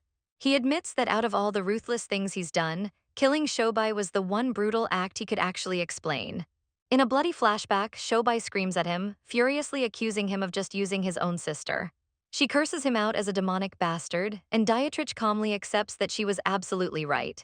He justifies his twisted actions, claiming he's only pretending to treasure Anissa so he can eventually offer her up as the ultimate sacrifice to Asmodeus. But as he clutches his shirt, his chest violently throbs again, realizing he was too terrified to even look Anissa in the eye. He dreads the inevitable moment she finally uncovers his true, dark intentions. Knowing he needs to tread carefully, Dietrich wonders how she'd react if someone else spilled the secret first. He knows that if the other candidates figure out he genuinely cares for her, Anissa will instantly have a massive target on her back. Snapping back to reality, Bale asks if his little family reunion is already over. Dietrich curtly says yes. The demon rummages around, warning him that leaving the princess so abruptly will definitely raise some suspicious eyebrows. Dietrich slides the stolen raccoon plushie over to Bale, ordering him to go give it to Anissa as a present. Bale points out that their rival, Agars, was already suspecting Dietrich didn't have a real sacrifice prepared, assuming this plushie is just a prop to fake his affection. But when Dietrich tries to hand it over, the shadowy demon flat-out refuses to play delivery boy. Leaning in close, Bale wickedly taunts Dietrich, asking if he's actually starting to feel guilty after all this time. Dietrich glares daggers and tells the demon to shut his mouth, but Bale just flashes a massive, creepy grin. Clenching his trembling fist, Dietrich coldly agrees with the demon. Anissa is just a convenient, perfect sacrifice that fell right into his lap. He desperately tries to convince himself that he's never once regretted his decision. But deep down, he's totally torn. Trying to distract himself from the guilt, he demands to know when his next brutal task is. Bale says he has a whole month to rest, but Dietrich insists on taking the mission right now. He turns away, telling himself it's for the best if he just stays far away from Anissa.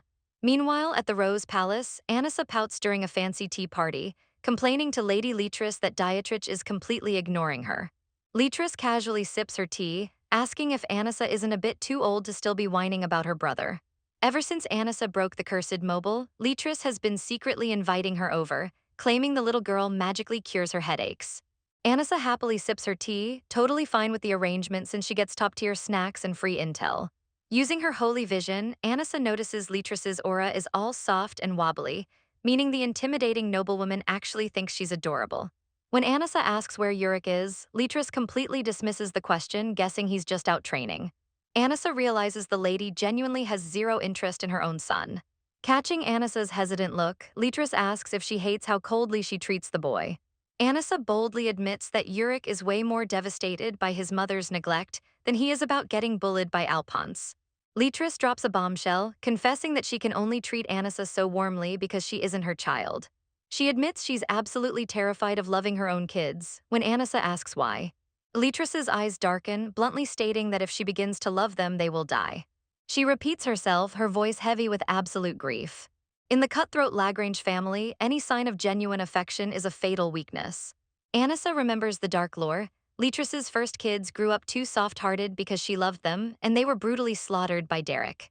Realizing the sheer trauma Leatrice has been through, Anissa vows that this twisted family absolutely must change. Poking her own cheek, Anissa finally understands why Leatrice forced herself to be so cold to Yurik. Leatrice smiles softly, admitting that looking at Anissa feels like waking up from a long, suffocating nightmare. However, she solemnly adds that waking up doesn't instantly fix reality, feeling it's way too late to atone for her past sins. Gripping her teacup, Leatrice insists it's far too late to try and change her ways. But Anissa stares right back at her with fiery determination, flatly telling her that's just not true. Anissa realizes that just breaking one curse isn't enough. She needs to purge every ounce of dark magic polluting this miserable house. Glowing with absolute confidence, Anissa promises she can save her, holding on to hope even if it's just a tiny seed right now. Leatrice is stunned, but quickly challenges the girl, asking if she truly believes her precious brother Dietrich will be any different. She drops a chilling truth: anyone who controls a demon eventually becomes a demon themselves. Leatrice points out that even the arrogant Alphonse was an angelic, innocent baby once, questioning Anissa's blind faith in Dietrich. Anissa reads the lady's clear aura and realizes she's telling the absolute truth. Leatrice admits she doesn't know everything about the succession battles, but even to her, Dietrich is acting incredibly suspicious. She hits Anissa with a brutal reality check, warning her that a ruthless killer like Dietrich wouldn't just keep a useless kid by his side for no reason. Anissa sinks into her chair across from Leatrice, her mind completely scrambled. She grips her dress, wondering if she should actually feel hurt about being labeled a useless kid. Or maybe she worries Dietrich is keeping her around for a much darker reason.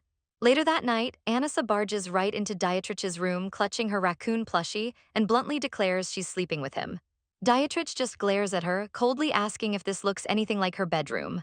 Anissa flinches, hugging her plushie tight as she realizes he's acting way icier than usual.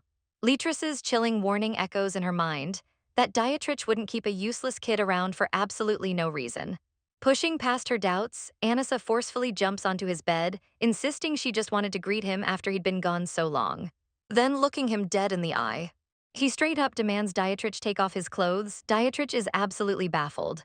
Fast forward to them in bed, Anissa is annoyed because he's sleeping as far away from her as physically possible.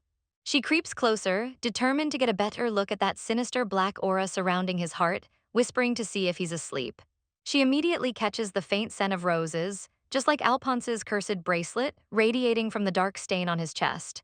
She considers unbuttoning his shirt to investigate, but he's buttoned it all the way to the top like a total prude. Suddenly, Dietrich opens his eyes and casually calls her out for not actually sleeping. Before she can even react, Bale manifests out of nowhere, scoops Anissa up like a football, and hauls her right out of the room. Anissa yells at the demon, but Bale scolds her, stating she shouldn't have been sniffing his master like a dog. Anissa's face burns bright red, as she realizes that's exactly why the palace staff has been giving her such weird looks lately. But since sniffing out dark magic is her best method, she decides to just wait for her next opportunity. Unfortunately, that chance never comes. Dietrich starts leaving the Dahlia Palace constantly and completely ignores her. Sitting alone at the dinner table, Anissa pouts, wishing he would just communicate if he was actually mad. She nervously wonders if he found out she was just using him to survive this brutal family. Frustrated and exhausted by the silent treatment, Anissa feels like she can't even approach him anymore. Out of nowhere, Bale pops up, cheerfully clapping his hands and hyping up how nice it is for precious people to eat together. Both Anissa and Dietrich completely ignore the demon, chewing their food in perfect, awkward sync. Anissa considers breaking the ice since Bale is trying so desperately to play peacemaker. She glances at Bale and realizes the demon is actually genuinely worried about Dietrich, giving her the cold shoulder. Finally, Anissa speaks up and calls Dietrich's name. She bluntly asks if he's mad at her, but he coldly hits her with a flat no. Digging for answers, she asks about his trip to Euclid. Dietrich casually mentions he went there to eliminate a traitor. When she eagerly asks what happened next, Dietrich snaps, calling her a rude bastard for asking too many questions. He glares at her, harshly telling her to learn how to hide her emotions since she's still a naive kid who shows everything on her face. Stung by his harsh words, Anissa forces a bright smile and decides to just talk about herself instead. She cheerfully rambles about getting closer to the kids from the Rose Palace, but Dietrich suddenly yells for the maid, Marilyn. He furiously asks Marilyn why she hasn't taught Anissa proper dining etiquette yet, making the poor maid scramble to apologize. Anissa freezes, realizing Dietrich is using the maid to indirectly tell her to shut her mouth. Completely losing her temper, Anissa yells at him to just tell her to shut up to her face. She glares at him, hurt that he's going to such incredibly petty lengths just to reject a conversation. She furiously demands he say it directly, fully calling out his toxic behavior. Dietrich just stares back at her with dull, empty eyes. Then he actually has the audacity to let out an exhausted sigh, pushing Anissa right to the edge. She grits her teeth, wondering if her words are really that worthless to him. But before she can storm off, something catches her eye. She points to a shiny new brooch on his collar. Her holy vision flares, revealing the brooch is practically dripping with a suffocating, blood-red cursed aura. Anissa violently shivers. She demands to know exactly where he got it. Dietrich narrows his eyes, suspiciously asking why she even wants to know. He casually drops a massive bombshell. The stone contains the sealed demon Vasego. Anissa's eyes widen in sheer horror. She realizes this isn't Asmodeus' curse at all. In the lore, while Baal is the king of demons, Vasego is the legendary outcast who actually tried to steal his throne, a true monster whose power rivals Baal's and who absolutely refuses to make deals with humans. Staring at her brother, Anissa's mind spins, wondering how on earth Dietrich managed to get his hands on the sealing stone of an uncontrollable mythic demon. Anissa asks Dietrich if he has been experiencing any severe headaches lately, knowing demonic items slowly poison the human mind. She notes that while Vasego's aura stays trapped in the stone for now, wearing it constantly will definitely take a brutal toll on his body. Without answering, Dietrich abruptly stands up from the table and begins walking out of the dining room. Anissa watches him leave with a heavy heart, realizing she never knows what dangerous missions he takes or when he will return. Even though she is frustrated with his cold attitude, she refuses to let him walk away wearing that cursed brooch and chases after him. Panting heavily as she catches up to him outside, Anissa desperately demands to know where he is going. Dietrich coldly brushes her off, stating she has zero business knowing his plans. Biting her lip, Anissa forces herself not to be hurt by his icy rejection.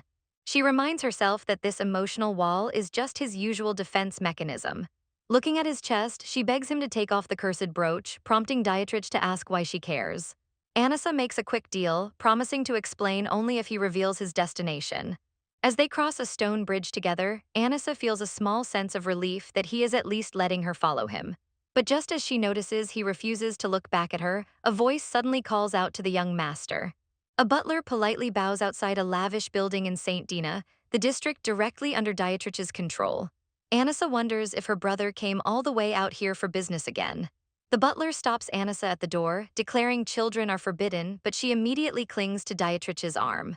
When Dietrich asks why she even tagged along, Anissa admits she just wanted to spend more time with him, making the stoic boy flinch.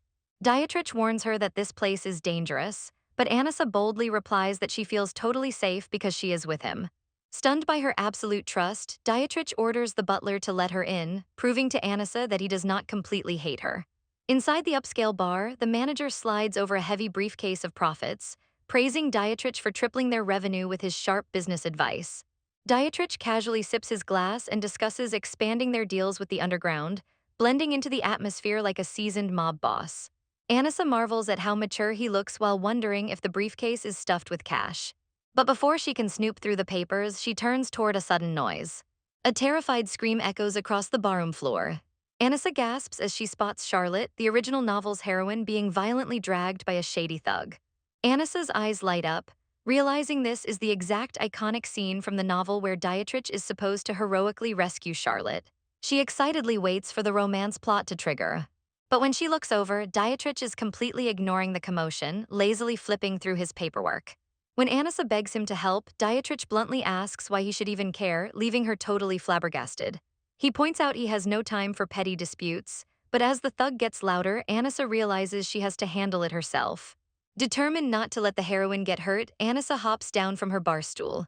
She discreetly aims her holy power at the violent man, attempting to purify the rage in his aura. The magic works and the thug suddenly calms down and releases Charlotte's throat.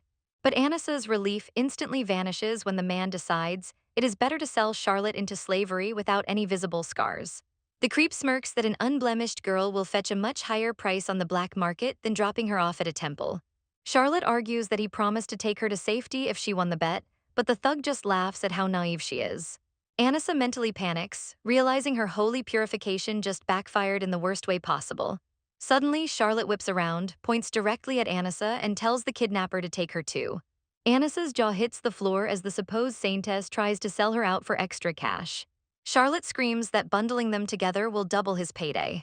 Greed flashes in the thug's eyes as he happily strides over toward Anissa. He reaches his filthy hand out to grab the little girl, declaring today his lucky day. But with lightning speed, Dietrich steps in and violently smacks the man's hand away, ordering him to back off. The confused thug snaps, asking who the brat thinks he is, but Dietrich warns him he will not repeat himself twice. In a pure panic, the bar manager dashes over and grabs the thug before things escalate. The manager whispers in absolute terror that this kid is the monstrous young master of Lagrange, instantly turning the thug pale. The trembling creep is swiftly dragged away, while Anissa grumbles internally that Dietrich could have stepped up way earlier. Anissa walks over to Charlotte, who is sitting on the floor, and asks if she is all right. Charlotte quickly apologizes, explaining she only threw Anissa under the bus because a Lagrange noble is untouchable, making Anissa realize the female lead has a surprisingly ruthless survival instinct. Charlotte explains she needs to return to the temple after discovering the prophecy's true meaning, but groans that her wallet was stolen, immediately triggering Anissa's memory of the original novel's plot. Anissa suddenly remembers Charlotte's exact dialogue from the novel, realizing she only helped Dietrich later because he was supposed to find her lost wallet today. Dietrich scolds Anissa, reminding him that this chaotic mess is exactly why he warned him against coming here. Realizing that derailing this key event could ruin Dietrich's future salvation, Anissa holds out an open palm. Looking his older brother dead in the eye, Anissa boldly demands his pocket money. Dietrich sighs in disbelief at the audacity, but Anissa glances at Charlotte, terrified she won't break Dietrich's seal in the future if they don't help her right now. Anissa immediately dives into Dietrich's briefcase, confirming it is completely loaded with stacks of cash. Grabbing a handful of coins, Anissa asks Charlotte how much she needs, leaving Dietrich totally stunned. Charlotte stammers that 30 shillings is plenty, and Anissa happily hands it over, wishing her a safe trip back to the temple. Thinking like a true matchmaker, Anissa wonders if he should leave the two main characters alone so their original romance can blossom. Anissa announces he is leaving first and calls for bail, making Dietrich visibly flinch. The shadowy demon slithers out from the darkness, happily agreeing to escort the young master back to the estate. As the door shuts, Dietrich tightly grips his briefcase, completely baffled by his little brother's bizarre actions. He cannot comprehend why Anissa constantly shows mercy to enemies and helps random strangers. Above all, Dietrich is furious with himself for being so intensely hyper-aware of everything Anissa does. Suddenly, Charlotte steps forward to break the awkward silence. She warmly thanks Dietrich anyway, sheepishly explaining that her holy powers are just on the fritz today. Flashing a bright smile, Charlotte asks for his name, noting that she strangely cannot sense any evil aura from him anymore. Dietrich hits her with an icy glare, coldly telling her it is none of her business. Undeterred by his attitude, Charlotte cheerfully hints that destiny will definitely bring them together again. She proudly announces that she is destined to become the savior of the Northern Territory. Posing dramatically, she claims Dietrich must be the legendary Dawn trapped in winter mentioned in her sacred prophecy. Dietrich scoffs at the grand title, finding the entire speech completely laughable. Walking away, he mutters that if she knew who he truly was, she would never believe in the babbling of her southern god. He coldly adds that her gratitude should go to the kid who actually gave her the cash, not him. Charlotte watches him leave in a daze, genuinely wondering if she completely botched her prophecy's interpretation. Meanwhile, at the main gates of the Lagrange estate, a guard stops Anissa, noting that non-heirs are technically forbidden from wandering out. But the guard gently pats Anissa on the head, expressing genuine pity over how cruelly the young children of the duchy are treated. The soldier waves him through with a smile, leaving Anissa completely sweating at the uncharacteristic kindness. Anissa realizes that ever since he destroyed the cursed plaster rose, the servants have been showering him with snacks and head pats. He confirms that Asmodeus' dark curse was actively poisoning the minds of every single worker in the castle. Luckily, Duke Derek is far too busy clashing with the Euclid family to notice any of Anissa's secret purifications. Anissa assumes he still has plenty of time to prepare, since Dietrich is not supposed to face Herman on the battlefield until age 17. Stopping by the local town counter, Anissa buys his monthly batch of lottery tickets, determined to strike it rich. The clerk casually roasts the kid for never winning a single draw, then mentions that Veronica is waiting upstairs. Heading up the creaky steps, Anissa realizes he has not seen Dietrich since the bar incident and wonders why his older siblings have been so busy. Determined to cure his boredom, Anissa reaches for the door handle. He bursts into the office with a bright smile, calling out Veronica's name. A startled Veronica scrambles in a panic, desperately trying to cover up a mountain of secret documents on her desk. She forces a laugh and claims she was just doing regular work, asking if he came for more lottery tickets.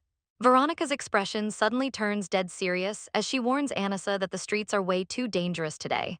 Right on cue, a massive winged demon beast glides past the window with Yurik riding on its back. Veronica urgently orders Anissa to have Yurik fly him straight home, bribing him with promises of endless pastries. Anissa gets suspicious, knowing Veronica has never kicked him out in a rush like this before. Yurik barges into the room, instantly scolding Anissa for wandering around on such a dangerous day. Anissa strokes the massive black beast, wondering what massive secret the two of them are trying to hide. Anissa asks how Yurik's demon grew so gigantic, and Yurik admits Dietrich borrowed it for a mission where it absorbed massive amounts of dark energy. Anissa knows that demons only evolve when their contractors suffer immense trauma and spiritual damage. When Anissa asks where Dietrich took the beast, Yurik blurts out the battlefield before Veronica violently smacks him with her fan. Yurik doubles over in agony while Veronica curses him out for having zero filter. Anissa freezes in absolute horror, realizing the brutal Rose War has started years ahead of the novel's timeline.